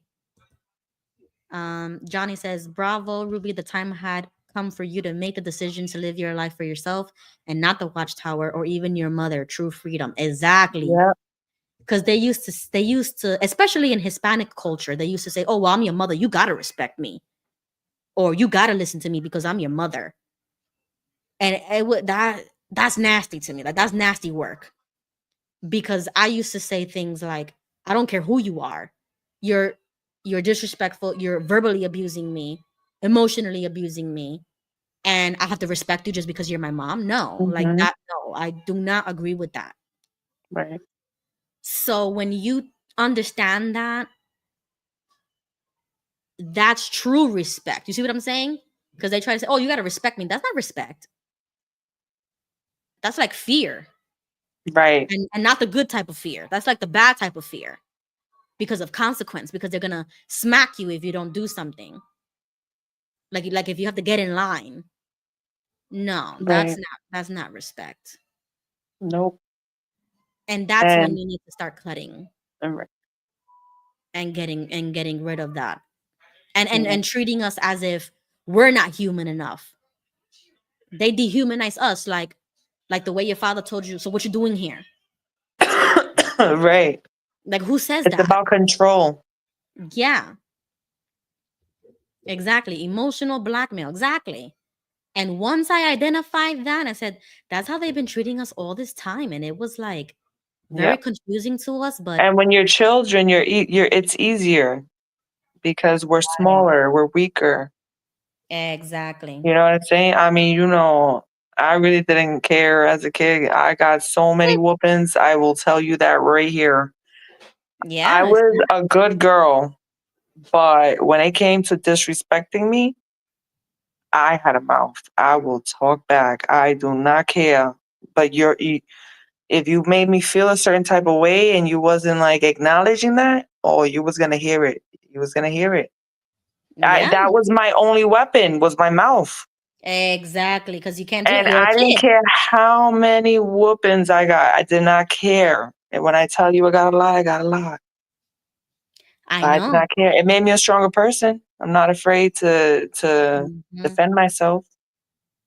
You know, say when you're doing something wrong, and say the right way to do things.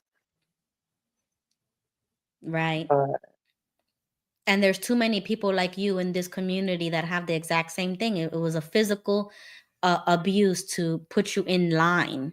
right, And my mom didn't do that, but it was more psychological, but it still hurt the same because that emotional trauma translates into physical pain. And that's where depression and anxiety come from. And you're dealing with that from a very young age. right, And you grow up like that. So you know what not to do. right. You know what not to do. And that's why even with, our kids now, I let them talk back. We have a conversation. We talk things Yeah, through. I mean, sometimes you have to discipline. Sometimes you do. But it's not abusive. It's an understanding that these are the boundaries. If you cross that boundary, sometimes you got to get this rod. Sometimes. right. Sorry, but sometimes you have to be a parent and not a friend. But See, but majority of the time you talk. for me, the rod was used so much that I can't even do it. Okay, so you see a boundary for Because for me you, personally, that was my trauma, and so for me, I would never discipline right, him in that way right, because it will trigger those memories of me as a child, exactly. and I can't, like. But I do understand because the Bible says it too, and Hmm. It's just a fact. Like it doesn't matter I where mean, I can't say that I'm not who I am today because because of of it. that. Like, you know what I'm saying? Yeah, That made me exactly. who I am. So I appreciate it like Right, right. it's weird. It's weird I because it think was you. abusive, but it's like No, I I'm learned gonna from tell you it. right now. I'm gonna tell you right now. With you, I think that you have done the work to heal that mentality. You rationalized it. You came to terms with it. You admitted to yourself, like, yeah, it was abusive. But you changed your perspective and you turned it around. And that's what makes you move forward.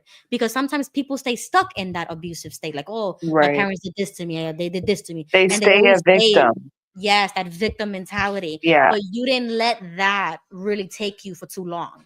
I You moved on with it and you changed your mean, perspective. because how I see is if you stay in that type of mentality for a long time, it becomes you.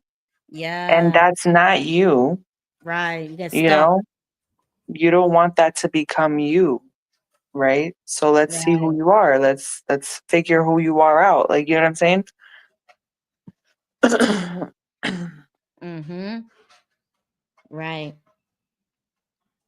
But you see, we've learned that, and now we do better for our kids. Yeah.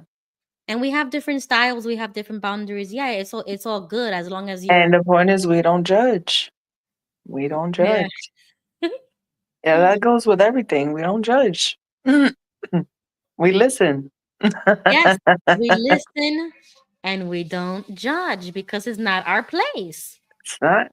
Like you know how Linda James said in the other stream that she said, like, she said, I saw how you interact with your kids, that you talk to them and very much involved, right? And she said, I'm sure you've spoken to them about the baptism and stuff like that. I'm like, of course I did. And so when we were talking about that, I let them know from the very beginning that this was a me thing. This was a journey for me.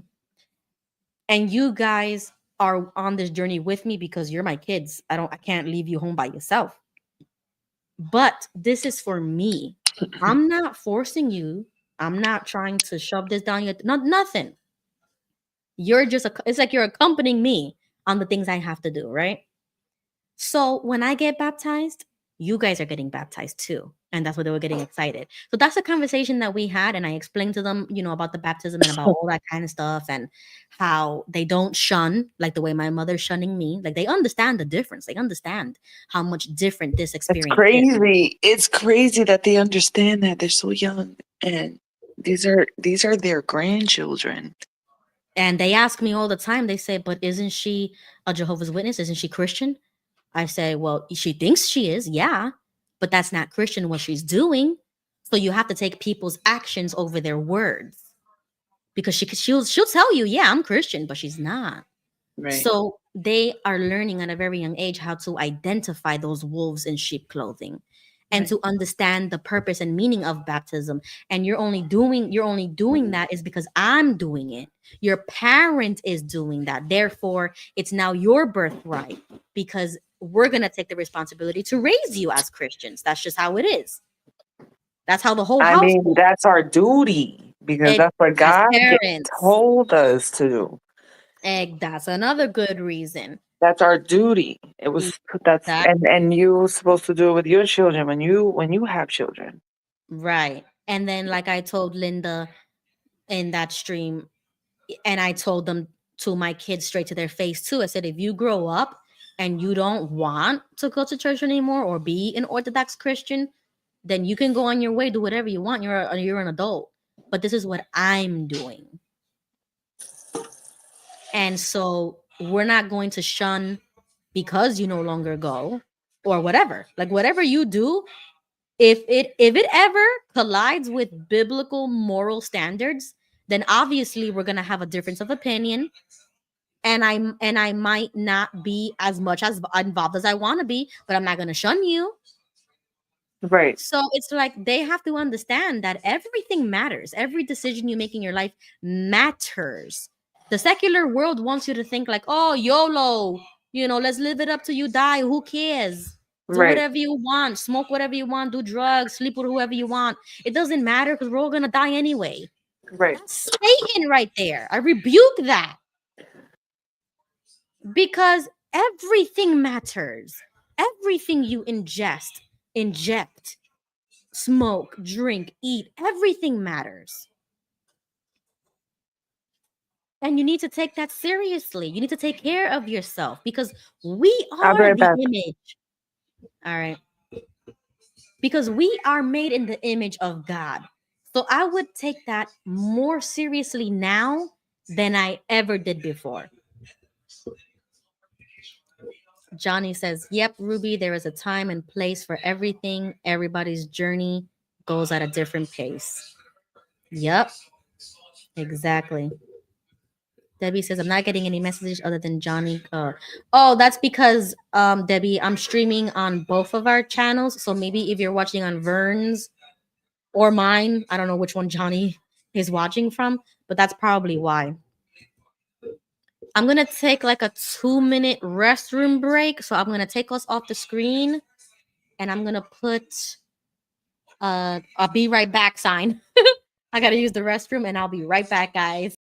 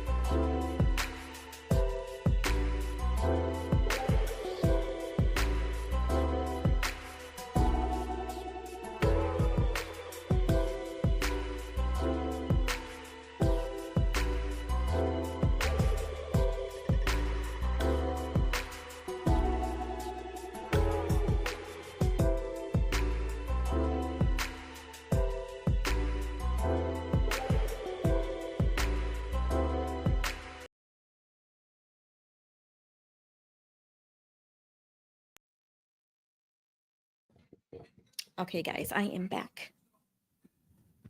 Ay, ay. Gotta fix my hair. Ooh. Okay, so we'll just wait for Tony to come back on. If anybody else wants to come, hit that link. Merry Christmas, everybody. Or let me know in the comments too. How was your Christmas? How was your Christmas? Johnny says, unbelievable that people accept shunning as being Christian when Jesus never shunned or taught us to shun. He said, treat others how you want to be treated. Yeah. You're welcome, Debbie. Yeah. So let me know in the comments, how was your Christmas? I want to see if I could find a video because I wanted to talk about St. Nicholas. And there was a nice YouTube video that I saw. Let me see if I could find it. It kind of explained about the story of St. Nicholas. Okay, let's see. St. Nicholas. Let's see. Oh, no. Oh, I did it the wrong way. Okay, I found one video. Legends of the Real Santa Claus. I want to play this for you guys.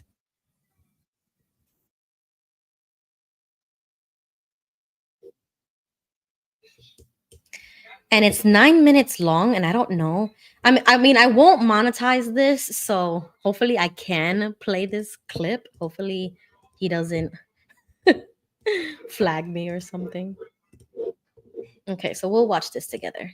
It's about St. Nicholas. One of the main characters of Christmas in the Western world is Santa Claus. We've already talked in the past about how Santa Claus is based on the real character of St. Nicholas of Myra. However, there were some stories we left out, and those are stories worth hearing.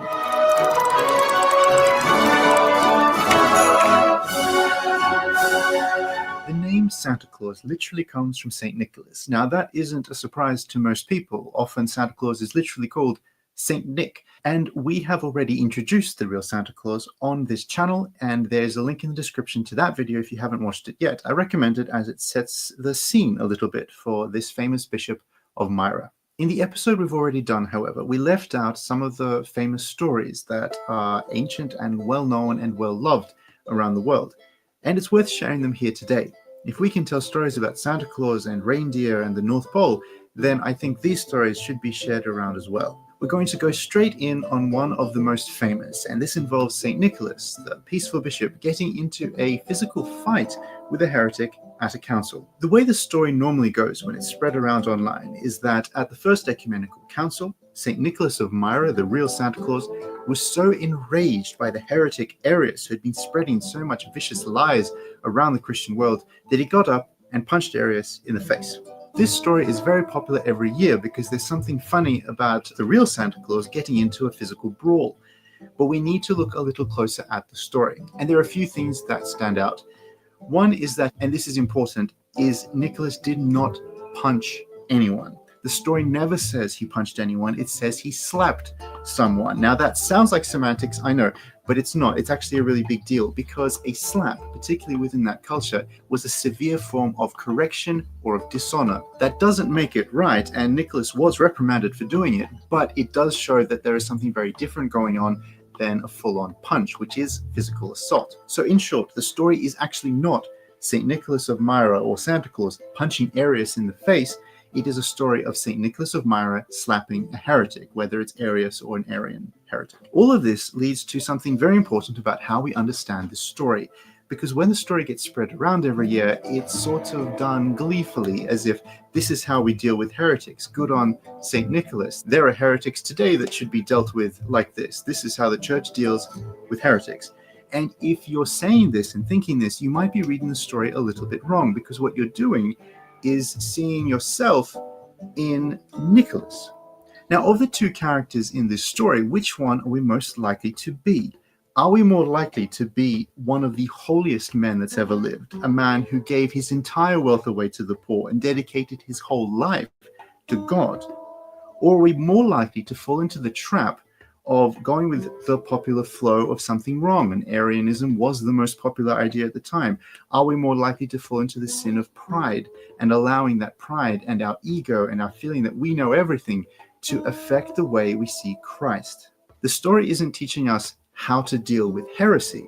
The story is teaching us that it is far better for us to align ourselves with the truth of the church, to align ourselves with the historical truth. It's important that I look at myself as not following the example of this heretic, but that I pursue true theology, the theology of the church, not my own personal theology, because I would much rather be hugged by Santa Claus than slapped by him. Another story of St. Nicholas involves 3 prisoners. They were convicted of something they had not done, and they were about to be executed. Nicholas senses the truth of this in his heart all of a sudden and runs to the place of execution. He arrives just in time as the axe is raised over the head of the first prisoner, and he grabs the executioner's arm. He then turns to face the governor and stares at him.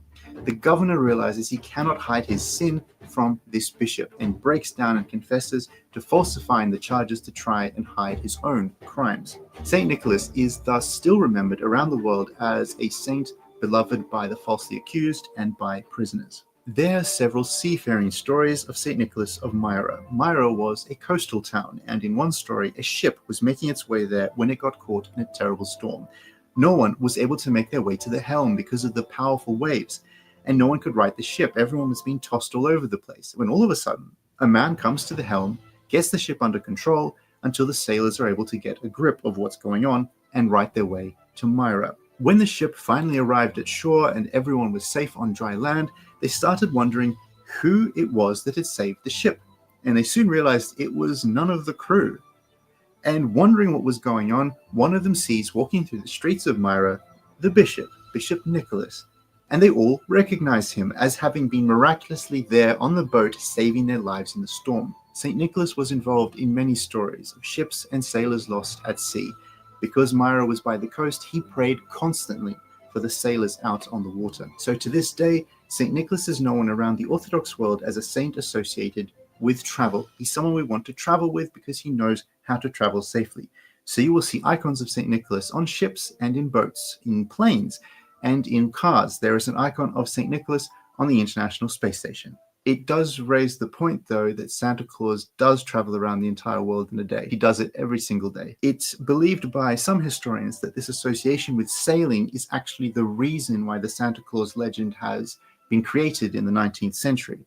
Santa Claus largely came about in New York from Dutch sailors that had settled there, and to Dutch sailors, St. Nicholas, or Sinterklaas, was an important figure. There is another story of St. Nicholas that takes place over 1,000 years after his death. Monks on Mount Athos were rebuilding an old monastery that had fallen into disrepair. Some of the monastic community's fishermen were several miles out at sea, and they cast down their nets which snagged on something on the ocean floor. When they pulled it up, it was a mosaic icon of St. Nicholas. It was 300 years old and had been lost after pirates had stolen it from a monastery those 3 centuries before. It was in perfect condition, except for on the forehead, a giant mollusk was resting, and they tried very carefully to pry it off, and it didn't quite work. It went flying off and created a massive crack in Nicholas's forehead, and this crack actually displayed a red discoloration as if it were bleeding. This icon became known as St. Nicholas of the Oyster, or Nicholas the Oyster Man.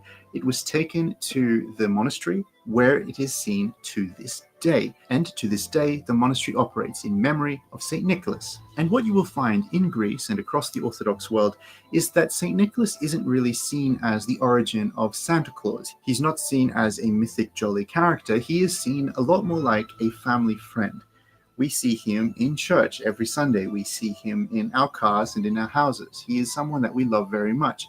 Nicholas is a popular name in every single Orthodox country because of just how much we love our family friend Nicholas. In the Western world, however, we are inundated with images of Santa Claus. There is a large temptation every year for us to get annoyed at the cute depictions of the chubby Santa Claus and at all the commercialized aspects of Christmas, which seem so far away from the true message of Christmas. But perhaps there is a way for us to avoid being hit with the temptation of cynicism and negativity that might creep in on us and see things from a slightly different angle, which is to realize that we live in a heavily commercialized world. And to think that for a short period of the year, rather than Christmas being commercialized, commercialism is actually being Christmasized. For a short period of the year, people are thinking about buying presents for someone other than themselves. People are thinking of others. They are thinking perhaps of tradition. They're thinking maybe of God. For some people, Christmas is not that jolly time, and they don't like the jolly Santa Claus for different reasons to Christians. They dislike Christmas because it hurts, because they're alone, because they're lost in a season that they do not feel connected to. So when we see images of the cute Santa Claus, let's try and let him remind us of St. Nicholas of Myra, a giant of the church, a man who loved good theology, a man who cared for the poor, and who looked after the lost at sea. He reached out to them, he helped them to dry land, and today in the church, as a friend of Jesus Christ, St. Nicholas reminds us to do the same. Thank you very much for watching another episode on St. Nicholas. Remember, this is the second St. Nicholas episode we've done. We love him very much, honestly. He is just the kind of person that when you see an icon of him, you think, there's a friend of mine. And be sure to watch the rest of our Christmas episodes. Today's tea is a Christmas blend of tea. It is, I don't know exactly what's in it. There's black tea, there's gingerbread, there's ginger, there's all these like Christmassy spices. Okay, so that was the video that I saw online when I was looking about how to learn about Saint Nick. And just like any saints, there's a lot of good Catholic and Orthodox YouTube channels that I follow. And that video was really good.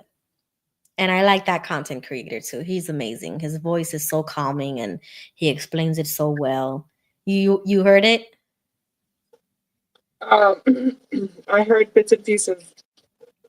Yeah, so he talks about like all of the legends of Saint Nick, how he helped the sailors because the city where he's from was a coastal city, and he miraculously like saved somebody who was drowning or something. So the sailors, they say like he's the patron saint of sailors, and Oh wow.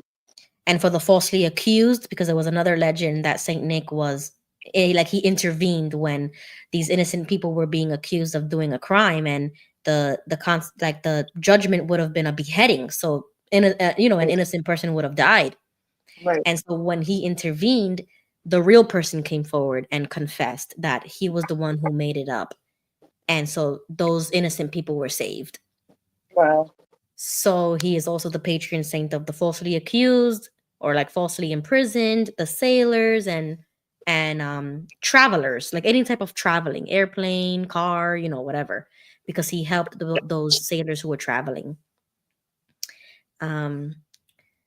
So Debbie says, I never had Christmas growing up, but I love the spirit of Christmas. I always used to love it too. Yeah. Johnny says that he spent Christmas home alone stuffing his face and watching movies. Yeah. Very nice. He said it's 6:40 Oh, so a.m. today, Uh-huh. since you brought up movies, I don't know, I sent it in Twitter, but I saw the Polar Express for the first time today. What you mean for the first time? They used to play that in school. What you talking about? No, I have never seen No, that. you've never seen. And this is New York City public education system. What you talking about? They used to play the Polar Express almost every year. Not in my school. Wow, that's crazy. So you saw it for the first time. How you liked it? It was actually it was a nice movie. It was nice. Have you seen it? Of course, I've seen it since I was in school. That was the excuse I got to watch a Christmas movie because it was in school. Wow. Okay. So I'm watching it, and I don't know. I just felt because it was about Santa Claus, and I don't believe in Santa Claus like that. Right. So I just found Not the it. secular Santa Claus, because we believe in. I mean, I believe in Saint Nick as the true Santa. Oh, but not the Santa Claus. Not the secular Santa Claus. Okay. Because I think the guy said it in the video, and in the other Saint Nick video, he said Santa means saint, and Claus was like another translation of Nick. So Santa Claus is Saint Nick. Okay. Like he explains it up better than I can, and I'll send you the video. But and I was like, that was shot out the sky when I was young. Like since we were kids, my parents told us, there's no such thing as Santa Claus. That's fake. Right. But Yeah. let's talk about the real person. You see what I'm saying? Like they could have replaced the lies with the truth. Let's talk about the real person that Saint Nick Right. is attributed to, you know? Jay is asking, what saint is my Orthodox church dedicated to? So I think it's dedicated to, I think it's Mary. I mean, I'll double check it because the name of the church is Holy Protection Orthodox Church of Our Most Holy Mother of God. Like it's a long name, so I think that's in the name. I think that the is Saint Mary. I think it is, but I'll double check. 3 Dom says I spent my time watching the new Wallace and Gromit movie on the BBC, Vengeance Most Foul. I love Gromit. I'm gonna have to see what that is. Oh, Wallace and Gromit. Is that the What? The clay molded. Okay. Yeah. Oh my God, I've never seen it. I love Wallace and Gromit. I love Wallace and Gromit. Okay, so we're gonna have to do that. One of my favorite ones is the one with the were rabbit. Yeah, I remember watching the commercials to that, to like a DVD. Oh man, that's pretty. You know what? I might look some up. Yeah, I love Wallace and Gromit. I do. I have to get that on a DVD on the Yeah. I just found it so interesting how they can make the clays move like that. Yeah, like I said, like 1,000. So much movements. time, so much patience. Yeah, I wouldn't be able to do it. Heck no, I don't have the patience for that. Yeah. I got the Nightmare Before Christmas right here, so I might watch that when I go to bed. Oh, okay. I got the Nightmare Before Christmas. We were gonna watch that too. Actually, we should do Okay. a movie night where we watch something. I know. I wish And we I could do commentary. Oh, you know what? Okay, wait. Does anybody know if a CD-ROM, like the device that you plug into, like a USB A CD-ROM, DVD. can you play a DVD on a CD-ROM thing? Like it's just the CD-ROM, like the CD cassette thingy. Let me show it to you. Yeah. Is it here? I think it's here somewhere. I got that little device that you plug into the computer. You don't have to do that. Just watch this. I don't know. Can't reach it. Okay, it's somewhere in my drawer here. I can't reach it. You know how you play computer games and you plug in the CD-ROM? Okay, hold on. I gotta move my desk. Ah! Okay. This. Does it have a USB port? Yes, I could connect it to the computer. That's what I'm asking. Can you play? No. Does it? Yeah, you can. It says DVD on the back of it. Okay, and then you connect the USB to the TV. And I'm connected to the computer, and then I could Or play to a the DVD, computer. and we Yeah. could do it on Discord. Oh, okay, cool. Oh, we could do a movie night. Let's do it. Yeah, I got the cord right here. Awesome. Oh, snap. And then I could share my screen with you guys on Discord and we could watch a movie. Oh, that'd be dope. Oh, that'll be amazing. What time you gonna go to sleep? You gonna go to sleep? No. I mean, I just made some coffee. Yeah, I feel like I want that too. Like, yeah. I made okay. I put a little cinnamon, a little vanilla, a little sugar cane, and that's it. Some steamed milk. Okay, so do you want to watch it on Discord? I have a DVD. Okay, I would have to connect my laptop. Yeah, and then we could watch it. Oh, right. This changes the game, bro. We could get so many movie nights if this actually works. Give me 1 second. I just freaking burned my foot. Okay. Well, I think I'm gonna end this now. So I'll end it now. If anybody wants to join us on Discord, let me put the link in the chat.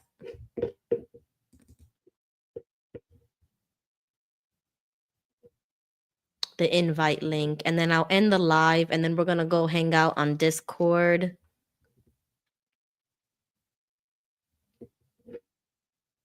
Okay, let's see. Okay, invite people, copy. Okay, we might do a movie night right now.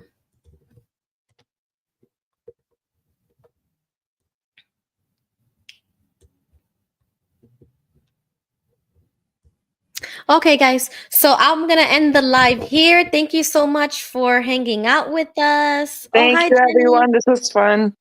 Yeah, I put the link if anybody wants to join us on Discord. We might just, if it works, I'm gonna connect everything right now, and if it works, that's it. I'm gonna share my Okay. screen. I'll do like a live thingy. We'll watch the movie together. I'm gonna make coffee. I'm gonna make coffee right now too. Yeah, some nice All right. coffee, chilling, watching a movie, or hot cocoa, whatever you want, Oh yeah, man. with some I gotta prepare. marshmallows. Yeah, I got a bunch of movies here. Great show. Yeah, thanks guys. Thanks for spending time with us. We're gonna hang out on Discord. Thanks to Jesse and Gigi and everybody in the chat who has joined us, who spent time with us. Merry This is Christmas, nice. Happy New Year. Merry We're gonna Christmas, do everyone. the apostathon. Apostathon? Oh, Yeah, that's we're gonna do right. the Yeah. apostathon for New Year's. I'm gonna set that up. So we're gonna do a Okay. whole hangout session. So meet me in Discord. All right. See you. Bye. All right, bye. Bye, everybody.